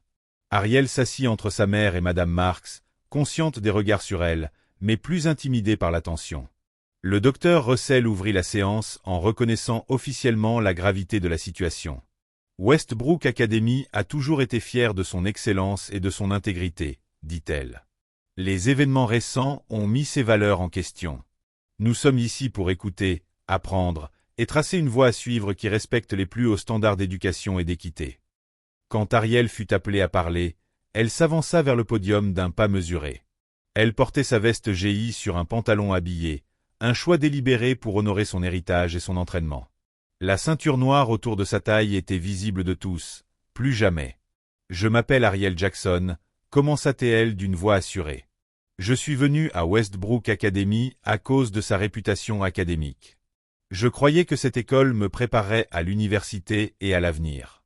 Mais ce que j'y ai trouvé, c'est un endroit où certains élèves sont protégés tandis que d'autres sont laissés vulnérables, où la vérité dépend de celui qui la raconte, et où le silence est le prix à payer pour appartenir. » Elle raconta ses expériences sans exagération, les micro-agressions quotidiennes, la discrimination scolaire, le harcèlement qui ne faisait qu'augmenter. Elle décrivit ses tentatives d'utiliser les voies officielles, comment ces tentatives avaient été ignorées ou retournées contre elle. « J'ai été élevée par une mère célibataire qui m'a appris la valeur du travail acharné et de la dignité, continua-t-elle. Et mon grand-père, Maître Harold Jackson, m'a enseigné que les arts martiaux ne servent pas à se battre, mais à rechercher l'harmonie, le contrôle de soi et la justice. » Elle regarda droit les membres du conseil d'administration. « Quand Kendall Anderson m'a attrapé ce jour-là, j'avais déjà subi des mois de harcèlement. Je l'avais signalé. J'avais suivi vos règles. J'avais fait confiance à votre système. Rien de tout cela ne m'a protégé. Alors, je me suis défendu en utilisant la force nécessaire pour mettre fin à la confrontation en toute sécurité. » Sa voix se fit plus forte. « Le problème à Westbrook, ce n'est pas que je me sois défendu. Le problème, c'est que je n'aurais pas dû avoir à le faire. Le problème, c'est une culture qui permet l'intimidation et qui punit les victimes. Le problème, Ce sont des adultes qui ferment les yeux parce que c'est plus facile que de défendre ce qui est juste. Elle fit un geste vers l'auditoire. Regardez autour de vous dans cette salle. Il y a des élèves qui ont été réduits au silence, des parents qui ont été trompés, des enseignants forcés de maintenir une fausse image d'harmonie. Nous méritons tous mieux. À la fin de son discours, l'auditorium éclata en applaudissements. Même certains membres du conseil acquiesçaient. La tendance avait complètement changé. Les jours suivants apportèrent une cascade de changements. Le principal Andrew, menacé de renvoi, démissionna. Plusieurs membres du personnel suivirent, dont l'entraîneur Benson et Madame Winters. Le conseil annonça une révision complète des procédures disciplinaires et la création d'un comité d'éthique indépendant pour gérer les futures plaintes. L'expulsion de Kendall, lorsqu'elle arriva, fut presque anticlimatique. Le vandalisme du dojo, clairement enregistré par les caméras de sécurité, rendait sa position intenable même auprès de ses plus fervents défenseurs. Son père retira ses généreux dons en signe de protestation, accusant publiquement la « cancel culture » sans reconnaître les actes de son fils. M. Anderson donna une interview en colère à une chaîne locale, affirmant que sa famille avait été prise pour cible et que l'école avait cédé sous la pression. Peu furent compatissants. Le conseil nomma la docteure Maya Williams, une éducatrice noire respectée d'un district voisin, directrice intérimaire avec pour mission de transformer la culture de l'école. Sa première décision officielle fut de réintégrer Ariel avec des excuses formelles et de mettre en place une formation obligatoire sur la diversité, l'équité et l'inclusion pour tout le personnel et les élèves. Westbrook a une opportunité de devenir un modèle sur la manière dont les écoles peuvent aborder ces problèmes de manière honnête et constructive, déclara la docteure Williams lors de sa première allocution devant les élèves. L'excellence que nous visons doit inclure l'excellence du caractère et de la communauté. Pour Ariel, revenir à l'école provoquait des émotions mitigées. Il y eut des rencontres maladroites et des tensions persistantes, mais aussi un changement palpable dans l'atmosphère. Des élèves qui l'ignoraient auparavant s'arrêtaient désormais pour lui parler. Des enseignants qui la rejetaient cherchaient maintenant son avis. Le changement n'était pas universel ni parfait, mais il était réel. Peut-être la transformation la plus surprenante fut celle de Bianca. Ayant été témoin des conséquences de la complicité, elle s'approcha d'Ariel après un cours un jour. « J'ai beaucoup réfléchi à tout ça, dit-elle hésitante, à pourquoi j'ai suivi Kendall aussi longtemps. » Elle prit une profonde inspiration. « J'avais peur de perdre ma place, mon statut. Cela semblait si important à l'époque. Et maintenant, demanda Ariel. Maintenant je vois à quel point c'était vide. » Bianca avait l'air sincèrement désolée. « Je suis désolé, Ariel, pour tout. Je sais que ça ne répare rien, mais je veux que tu saches que j'essaie de changer. » Ariel considéra ses paroles. « Les actions parlent plus fort que les excuses, » répondit-elle finalement. « Mais j'apprécie que tu le dises. » Dans les semaines qui suivirent, Bianca appuya ses paroles par des actes. Utilisant son influence sociale pour soutenir les changements à Westbrook plutôt que de les combattre, elle lança une initiative contre le cyberharcèlement et reconnut publiquement son rôle passé dans la création d'un environnement toxique. Pendant ce temps, le dojo était devenu un symbole dans la communauté. Ariel continuait d'y donner des cours le week-end, avec un nombre croissant d'élèves. L'espace qui avait été son refuge privé devint un lieu d'apprentissage et de rassemblement. Au fur et à mesure que son histoire se répandait, Ariel reçut des invitations pour parler dans d'autres écoles sur le harcèlement, l'autodéfense et la philosophie des arts martiaux. Un producteur d'une émission nationale de jour la contacta pour qu'elle apparaisse en invitée, montre des techniques d'autodéfense et partage son expérience. L'attention fut parfois écrasante, mais Madame Marks l'aida à la gérer. « Tu as maintenant une plateforme », lui conseilla-t-elle. « Utilise-la avec sagesse, avec parcimonie, et reste toujours fidèle aux enseignements de ton grand-père. » Un soir, alors qu'Ariel s'entraînait seule au dojo, elle entendit une voix familière. « Ta forme s'est améliorée. » Elle se retourna et trouva sa mère qui la regardait depuis l'encadrement de la porte, souriant doucement. « Grand-père serait fier. »« Je l'espère, » répondit Ariel en essuyant la sueur de son front. « Parfois je me demande si c'est vraiment ce qu'il voulait dire. Utiliser les arts martiaux pour changer les choses, pas seulement pour me défendre. Ton grand-père croyait que la vraie force vient de l'intérieur, » dit sa mère en entrant dans la pièce et en ajustant légèrement la posture d'Ariel. Un geste qui les ramena toutes deux au moment où Maître Harold faisait de même. Il t'a appris à te battre quand c'est nécessaire, mais aussi à dire la vérité au pouvoir. Tu fais les deux. Quand sa mère partit, Ariel reprit sa pratique, enchaînant les mouvements complexes avec fluidité et précision. Ces derniers mois l'avaient transformée, tout comme elle avait aidé à transformer Westbrook. Le chemin n'était pas terminé. Le vrai changement ne se produit jamais du jour au lendemain. Mais la voie à suivre était désormais plus claire. Dans le silence du dojo, entouré de l'héritage de son grand-père et de la promesse de sa propre voix qui s'affirmait, Ariel trouva un moment d'équilibre parfait. L'harmonie entre la force et la compassion, entre le combat et la guérison, entre être seul et mener les autres. C'était le véritable cœur de tout ce que son grand-père lui avait enseigné, et cela la guiderait face aux défis à venir. Le printemps arriva à Westbrook Academy avec un sentiment de renouveau qui correspondait à la saison. 3 mois s'étaient écoulés depuis la réunion du conseil, et bien que le souvenir de ces événements resta vif, les émotions à vif commencèrent à s'adoucir. Pour Ariel, le voyage se tournait maintenant vers l'intérieur, vers la guérison des blessures cachées. Tout commença par une suggestion douce de sa mère. « Je pense que tu pourrais bénéficier de parler à quelqu'un », dit-elle un soir alors qu'elle faisait la vaisselle ensemble. Quelqu'un de professionnel. Ariel se raidit d'abord. « Je vais bien, maman. Tout s'est arrangé. » Sa mère sécha une assiette lentement, choisissant ses mots avec soin. Être forte ne veut pas dire tout gérer toute seule. C'est quelque chose que j'ai dû apprendre à la dure. Le lendemain, une carte de visite apparut sur le bureau d'Ariel. Dr Lydia Foster, thérapeute spécialisée dans les traumatismes et l'identité raciale. Ariel la glissa dans son carnet, pas encore prête à appeler, mais ne rejetant pas l'idée non plus. Une semaine plus tard, après s'être réveillée d'un rêve vif où elle combattait des adversaires ombragés qui ne cessaient de se multiplier, peu importe combien elle en éliminait, elle composa enfin le numéro. Le cabinet de Dr Foster était chaleureux et accueillant, avec des plantes dans tous les coins et des œuvres d'art venues du monde entier sur les murs. La thérapeute elle-même, une femme noire d'âge moyen aux yeux bienveillants mais directs, mit Ariel à l'aise presque immédiatement. « Alors, dit Dr Foster après les politesses d'usage, dis-moi, qu'est-ce qui t'amène ici aujourd'hui ?» Ariel avait préparé un résumé concis des événements récents, le harcèlement, la confrontation, l'audience. Mais ce qui sortit fut un flot d'émotions. Maintenant je vois à quel point c'était vide. Bianca avait l'air sincèrement désolée. « Je suis désolé, Ariel, pour tout.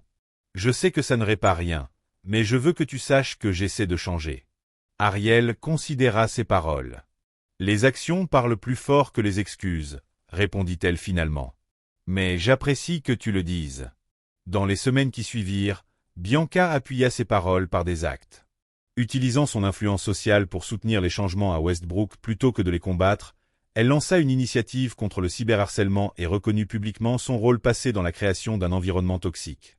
Pendant ce temps, le dojo était devenu un symbole dans la communauté. Ariel continuait d'y donner des cours le week-end, avec un nombre croissant d'élèves. L'espace qui avait été son refuge privé devint un lieu d'apprentissage et de rassemblement. Au fur et à mesure que son histoire se répandait, Ariel reçut des invitations pour parler dans d'autres écoles sur le harcèlement, l'autodéfense et la philosophie des arts martiaux. Un producteur d'une émission nationale de jour la contacta pour qu'elle apparaisse en invitée, montre des techniques d'autodéfense et partage son expérience.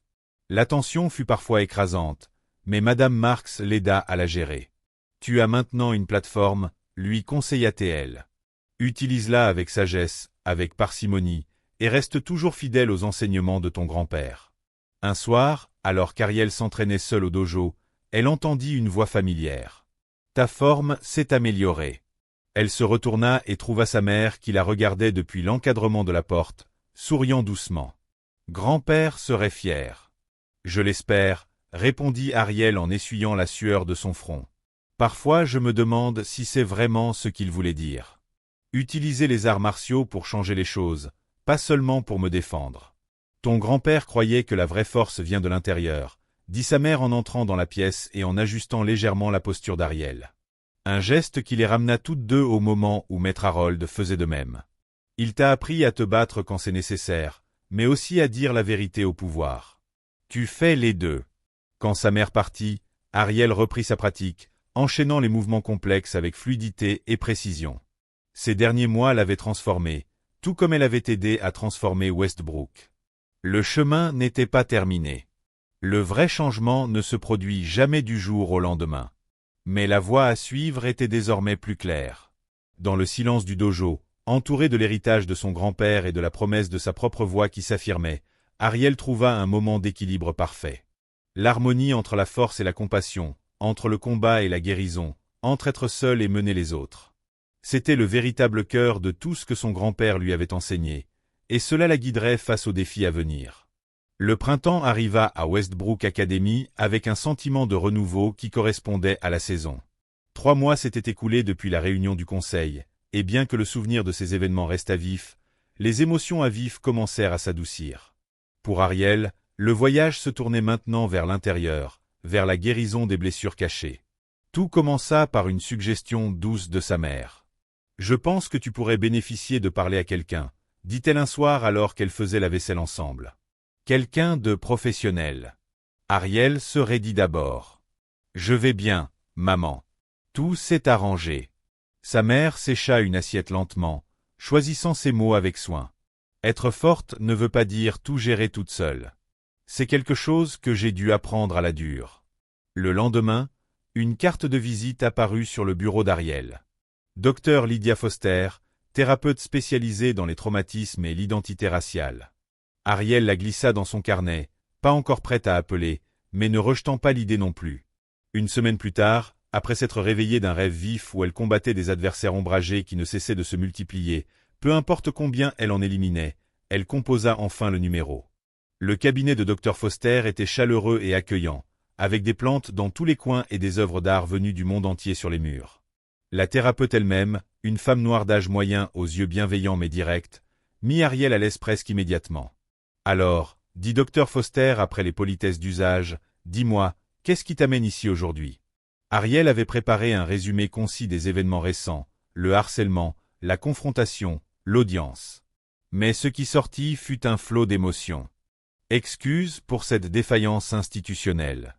L'enquête indépendante a confirmé un schéma de pratiques discriminatoires que nous nous engageons à corriger par des réformes des politiques, des formations du personnel et un dialogue communautaire continu. Votre courage à mettre ces problèmes en lumière a créé une opportunité de changement significatif qui bénéficiera à tous les élèves. Nous espérons que vous continuerez à faire partie de la communauté Westbrook et de la transformation importante qui est en cours. Sincèrement. Dr Eleanor Russell. Présidente, Conseil d'administration. Ariel épingla la lettre à côté de la photo de son grand-père au dojo, non pas comme un trophée, mais comme un rappel que les systèmes peuvent changer lorsque des individus courageux osent les défier. Cette nuit-là, un souvenir d'enfance lui revint, sa première cérémonie de ceinture. Elle avait 7 ans, tremblante d'excitation alors que son grand-père l'appelait devant les autres élèves. Il avait noué la ceinture blanche autour de sa taille avec un soin cérémonial, puis s'était agenouillé pour la regarder dans les yeux. « Ce n'est que le début, » lui avait-il dit d'une voix douce mais sérieuse. « Maintenant tu vas apprendre non seulement à te protéger toi-même, mais aussi à protéger les autres. » Dans le silence de sa chambre, Ariel réalisa qu'elle tenait enfin cette promesse. L'attention médiatique autour de son histoire s'estompait à l'approche de l'été, mais de temps en temps, des journalistes la contactaient encore pour des interviews ou des commentaires. Des éditeurs s'intéressaient aux droits de son autobiographie. Des influenceurs sur les réseaux sociaux voulaient collaborer sur du contenu autour de l'autodéfense ou de la lutte contre le harcèlement. Madame Marks l'aida à gérer ses sollicitations, lui conseillant d'être sélective et intentionnelle. « Ton histoire a du pouvoir », expliqua-t-elle. « Mais c'est TON histoire, à toi de la raconter, à ta manière, quand tu seras prête. » Ariel refusa la plupart des offres, privilégiant l'authenticité à la célébrité. Lorsqu'elle s'exprimait en public, elle se concentrait sur changement systémique plutôt que personnel. Un drame sur la guérison plutôt que sur la reviviscence du traumatisme. À mesure que l'année scolaire touchait à sa fin, Ariel se retrouvait à marcher dans les couloirs de Westbrook en réalisant qu'il y avait eu un changement fondamental. Il n'y avait plus de chuchotements à son passage, plus de regards gênés, plus de plaisanteries à peine voilées, juste un silence assez fort pour qu'elle entende. Ce silence qui autrefois semblait oppressant lui paraissait maintenant paisible. Le silence du respect plutôt que de l'exclusion. Dans le bureau du docteur Foster, lors de ce qui allait être l'une de leurs dernières séances régulières, Ariel réfléchissait à ce changement. « Je pensais que le silence signifiait sécurité, » dit-elle. « Si j'étais assez silencieuse, assez invisible, je pourrais éviter les ennuis. Maintenant, Je comprends que certains silences protègent les mauvaises choses. Et maintenant, demanda le docteur Foster. Que signifie le silence pour toi aujourd'hui? Ariel considéra la question. Maintenant, cela signifie que j'ai dit ce qu'il fallait dire. Maintenant, cela signifie la paix. En septembre suivant, Ariel se tenait à l'entrée principale de Westbrook Academy, regardant les élèves de première année arriver pour leur premier jour. En tant que terminale et mentor étudiante, elle s'était portée volontaire pour aider les nouveaux élèves à s'orienter sur le campus et à trouver leur classe.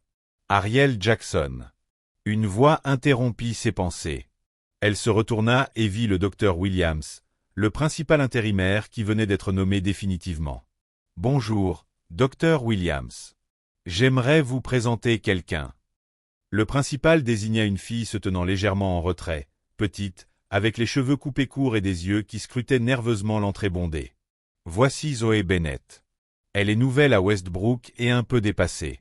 Je pensais que tu serais la mentor parfaite pour l'aider à s'adapter. » Ariel reconnut le regard de Zoé. L'évaluation prudente d'un territoire inconnu, le calcul des menaces et des alliés potentiels. Un regard qu'elle avait elle-même porté il n'y a pas si longtemps. « Salut, Zoé, dit-elle chaleureusement. Le premier jour est toujours difficile. Tu veux qu'on regarde ton emploi du temps ensemble? » Pendant leur tour du campus, Ariel montra des raccourcis entre les bâtiments, expliqua les règles sociales non écrites, et présenta Zoé à des visages amicaux. Peu à peu, les épaules de la jeune fille se détendirent, et elle commença à poser des questions sur les cours et les clubs. « J'ai entendu parler de ce qui s'est passé l'année dernière, » dit Zoé soudainement, alors qu'elles étaient assises sur un banc pendant la pause déjeuner. « De toi qui as tenu tête à ces harceleurs. » Ariel hocha la tête sans surprise. Son histoire était devenue une sorte d'histoire officieuse de Westbrook. « C'est pour ça que je voulais venir ici, » poursuivit Zoé. « Mon ancienne école, ce n'était pas bien. Je pensais qu'ici, ce serait différent. »« C'est différent, » la rassura Ariel. « Pas parfait, mais en train de changer, et tu peux faire partie de ce changement. » Le cycle avait recommencé, mais cette fois Ariel était de l'autre côté. Plus celle qui avait besoin de protection, mais celle qui offrait guidance et soutien. Il y avait une justesse à cela, qui ressemblait à la boucle que son grand-père avait commencé à tracer il y a longtemps. Ce week-end-là, le dojo accueillit une cérémonie d'inauguration pour célébrer sa réouverture officielle en tant que centre communautaire Jackson pour les arts martiaux et le leadership. L'espace modeste avait été agrandi grâce à une subvention d'une fondation locale, avec une nouvelle zone de méditation, plus d'espace d'entraînement, et une petite bibliothèque de livres sur la philosophie des arts martiaux et la résolution des conflits. La cérémonie attira une foule étonnamment nombreuse, élèves du dojo, enseignants et familles de Westbrook, membres de la communauté, et même quelques officiels locaux. Madame Marks prononça le discours d'ouverture, debout sous un grand portrait du maître Herald qui trônait désormais à l'entrée. Le maître Jackson croyait que les arts martiaux n'étaient pas seulement une question de technique physique, leur dit-elle. Il s'agissait de développer le caractère, de trouver le courage de défendre ce qui est juste, et d'utiliser la force pour protéger plutôt que dominer. Cet héritage vit en sa petite-fille Ariel, et désormais dans ce centre qui servira notre communauté pour des années à venir. Quand Ariel monta sur le podium, elle ressentit un instant de nervosité, puis une calme certitude en regardant les visages qui la regardaient. Sa mère rayonnante de fierté, Ellie et Sophie au premier rang, le docteur Williams et plusieurs professeurs de Westbrook, même Bianca debout calmement au fond. Mon grand-père disait toujours qu'un vrai artiste martial ne cherche jamais le conflit, mais n'est jamais pris au dépourvu, commença-t-elle. Ce centre ne se limite pas à enseigner des techniques physiques. Il s'agit de construire la force intérieure et la clarté morale. Il s'agit d'apprendre quand se battre et quand partir, et d'avoir la sagesse de faire la différence. Après la cérémonie, tandis que les invités se mêlaient et exploraient l'espace rénové, une nouvelle élève approcha Ariel. La fille était grande et athlétique, avec une démarche assurée qui alerta immédiatement Ariel. « Alors, tu es la fameuse Ariel Jackson », dit-elle en regardant autour d'elle avec dédain. « Je pensais que tu serais, je ne sais pas, plus impressionnante ou quelque chose comme ça. » Ariel reconnut ce défi pour ce qu'il était, un test, une recherche de faiblesse. Elle aurait pu répondre avec la même dureté ou se prévaloir de son rang de principale instructrice. À la place, elle sourit. « Pourquoi ne viens-tu pas à la classe demain? Tu verras par toi-même ce que nous faisons ici. » Le lendemain, la fille, Mélissa, arriva tôt, clairement prête à s'imposer. Lors des exercices en binôme, elle employa une force excessive, cherchant à dominer son partenaire d'entraînement. Ariel observa un instant, puis intervint. « Laisse-moi te montrer quelque chose, » dit-elle en prenant la place du partenaire. « Attaque-moi comme tu veux. » Melissa lança un coup puissant mais incontrôlé. Dans un mouvement fluide qui semblait sans effort, Ariel redirigea l'énergie, utilisant l'élan de Melissa pour la faire doucement mais fermement tomber au sol. Avant que Melissa ne puisse réaliser ce qui venait de se passer, Ariel lui tendit la main pour l'aider à se relever. « La puissance sans contrôle n'est qu'une énergie gaspillée, » expliqua Ariel. Sans aucune trace de supériorité dans la voix. « Laisse-moi te montrer comment la canaliser efficacement. » À la fin du cours, l'attitude de Melissa avait changé, passant de confrontante à attentive. Alors que les élèves sortaient, elle resta. « Même heure jeudi ?» demanda-t-elle, essayant de paraître détendue. Ariel acquiesça. « Nous serons là. » Ce soir-là, Ariel reçut une nouvelle inattendue. Une enveloppe portant les armoiries de l'université Avalon, l'une des écoles les plus prestigieuses du pays, arriva. À l'intérieur, une offre de bourse complète pour leur programme d'arts martiaux et leadership. Une opportunité très sélective, généralement réservée aux athlètes de niveau olympique. « Ils veulent que je commence à l'automne prochain, » dit-elle à sa mère, stupéfaite. Tous les frais payés, scolarité, logement, pension. Sa mère la serra fort dans ses bras. « Ton grand-père serait tellement fier. » Ariel ressentit un mélange contradictoire d'excitation et d'hésitation. « Mais qu'en est-il du dojo? Je ne peux pas partir après tout ce qu'on a construit. »« Le dojo sera là, » assura sa mère. « On trouvera une solution. » Au cours des semaines suivantes, Ariel lutta avec cette décision. L'opportunité était extraordinaire, mais l'idée de quitter la communauté qu'elle avait aidé à bâtir lui pesait lourdement. Elle chercha conseil auprès de Madame Marks, du docteur Foster, de sa mère, qui l'encouragèrent tout à accepter. Ce fut Ellie qui l'aida finalement à voir plus grand. Il travaillait sur un projet spécial depuis des semaines et un jour, après le cours, il lui présenta un paquet soigneusement emballé. « Je l'ai fait pour toi, » dit-il timidement. À l'intérieur, un dessin encadré, rendu avec le style distinctif d'Ellie. Il montrait Ariel dans un costume inspiré des super-héros, debout, fière et confiante. Sous l'image, une simple légende, la tempête silencieuse. « C'est comme ça que je te vois, » expliqua Ellie. Pas seulement comme une artiste martiale ou une enseignante, mais comme quelqu'un qui a changé les choses, quelqu'un qui a fait la différence. Il ajusta ses lunettes nerveusement. « J'ai entendu parler d'Avalon. Tu devrais y aller. »« Mais qu'en est-il de tout ce qu'on a construit ici ?» demanda Ariel. « Ça ne s'arrête pas parce que tu vas à l'université, » dit Ellie avec une sagesse inattendue. « Ce que tu as commencé, ça va continuer. C'est ça, un héritage. » Ces mots résonnèrent dans son esprit alors qu'elle prenait sa décision. La semaine suivante, elle accepta l'offre d'Avalon avec l'intention de commencer à l'automne suivant. Au fil de sa dernière année, Ariel œuvra pour assurer la pérennité du dojo en son absence. Elle forma 2 élèves avancés pour aider à enseigner, créa un fonds de bourse pour les étudiants qui ne pouvaient pas payer, et établit. Bianca avait créé des guides pédagogiques détaillés basés sur les enseignements de son grand-père. Lors d'une assemblée scolaire à la fin du printemps, elle surprit tout le monde en montant sur scène pour faire une annonce. « Comme vous le savez, je vais démissionner de mon poste de présidente de classe à la fin de ce trimestre, » commença-t-elle. Après mûre réflexion, j'aimerais nommer Ariel Jackson pour terminer l'année. Un murmure parcourut l'auditoire. Ariel, complètement prise au dépourvu, fixa Bianca avec stupéfaction.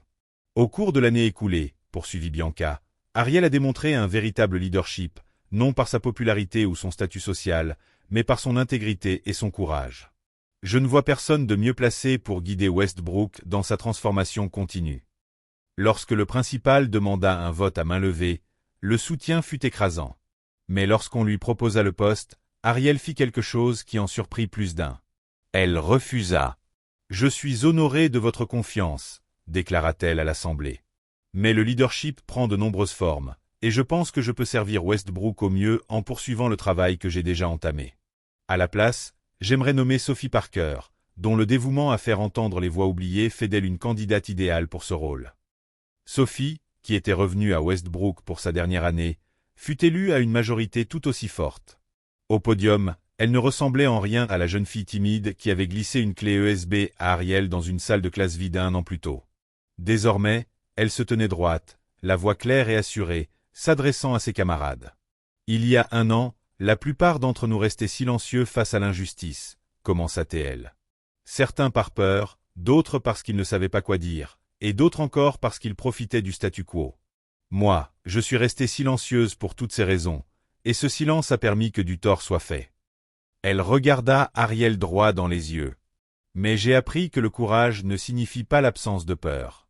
C'est la décision d'agir même quand on est terrifié. C'est choisir de parler alors que le silence serait plus facile. C'est se lever quand tout le monde reste assis. Dans les dernières semaines de l'année scolaire, Ariel passa plus de temps au dojo, savourant cet espace qui avait été son sanctuaire et sa force. Un soir, après le départ des élèves, elle exécuta une dernière fois un kata complet, la forme la plus avancée que son grand-père lui avait enseignée. Alors qu'elle enchaînait les mouvements complexes de frappe, de blocage et de posture, elle ressentit une connexion profonde, non seulement avec son grand-père, mais aussi avec des générations de pratiquants qui avaient transmis ses gestes à travers les siècles. La lumière du soleil traversait les hautes fenêtres, l'enveloppant d'une lueur dorée alors qu'elle terminait le dernier mouvement et s'inclinait profondément devant le portrait du maître Hérald. « Merci », murmura-t-elle. La semaine suivante eut lieu la remise des diplômes, marquant avec douceur et nostalgie la fin d'un chapitre et le début d'un autre. Ariel observa les élèves de tous âges entrer dans le dojo pour le dernier cours qu'elle donnerait avant de partir à l'université. Ellie était désormais ceinture violette et parfois assistant instructeur. Zoé avait rejoint les cours après qu'Ariel l'eût aidé à trouver confiance en elle. Même Mélissa, autrefois si conflictuelle, aidait désormais les nouveaux élèves avec une patience bienveillante. Alors qu'Ariel les guidait à travers les exercices d'échauffement, elle vit l'héritage de son grand-père vivre à travers chacun d'eux, la discipline, le respect, la confiance calme, la clarté morale. Ils bougeaient à l'unisson, une communauté unie par des valeurs partagées plutôt que par le statut social ou l'origine. Plus tard, à la tombée de la nuit, alors qu'elle fermait le dojo pour la dernière fois, Ariel se souvint des paroles de son grand-père. « Tu ne te bats pas pour prouver quelque chose. Tu te bats pour protéger. Et quand le monde t'écoute enfin, tu parles doucement, mais avec puissance. » Elle avait vécu ces mots durant l'année la plus difficile de sa vie. Elle avait découvert sa propre voix, non pas bruyante ou en colère, mais claire et résolue. Elle avait appris quand se battre et quand parler, quand rester ferme et quand tendre la main. Et surtout, elle avait aidé d'autres à trouver leur force. Alors qu'elle marchait à travers les rues calmes pour rentrer chez elle, Ariel ressentit un profond sentiment d'accomplissement. Le voyage qui avait commencé dans l'isolement et la peur s'était transformé en lien et en but. Quels que soient les défis qui l'attendaient à Avalon et au-delà, elle les affronterait avec la même force disciplinée et la même clarté morale qu'il avait portée à travers Westbrook. La tempête silencieuse était passée, laissant derrière elle un paysage transformé. Et dans ce changement, une lueur d'espoir avait pris racine et commencé à grandir. Bulle, vous êtes-vous déjà demandé à quoi ressemble vraiment la force silencieuse jusqu'au moment où elle est enfin libérée? Cœur rouge, aimez cette vidéo si le parcours d'Ariel vous a émué. Punaise, abonnez-vous pour découvrir d'autres histoires puissantes de courage cachées enfin révélées.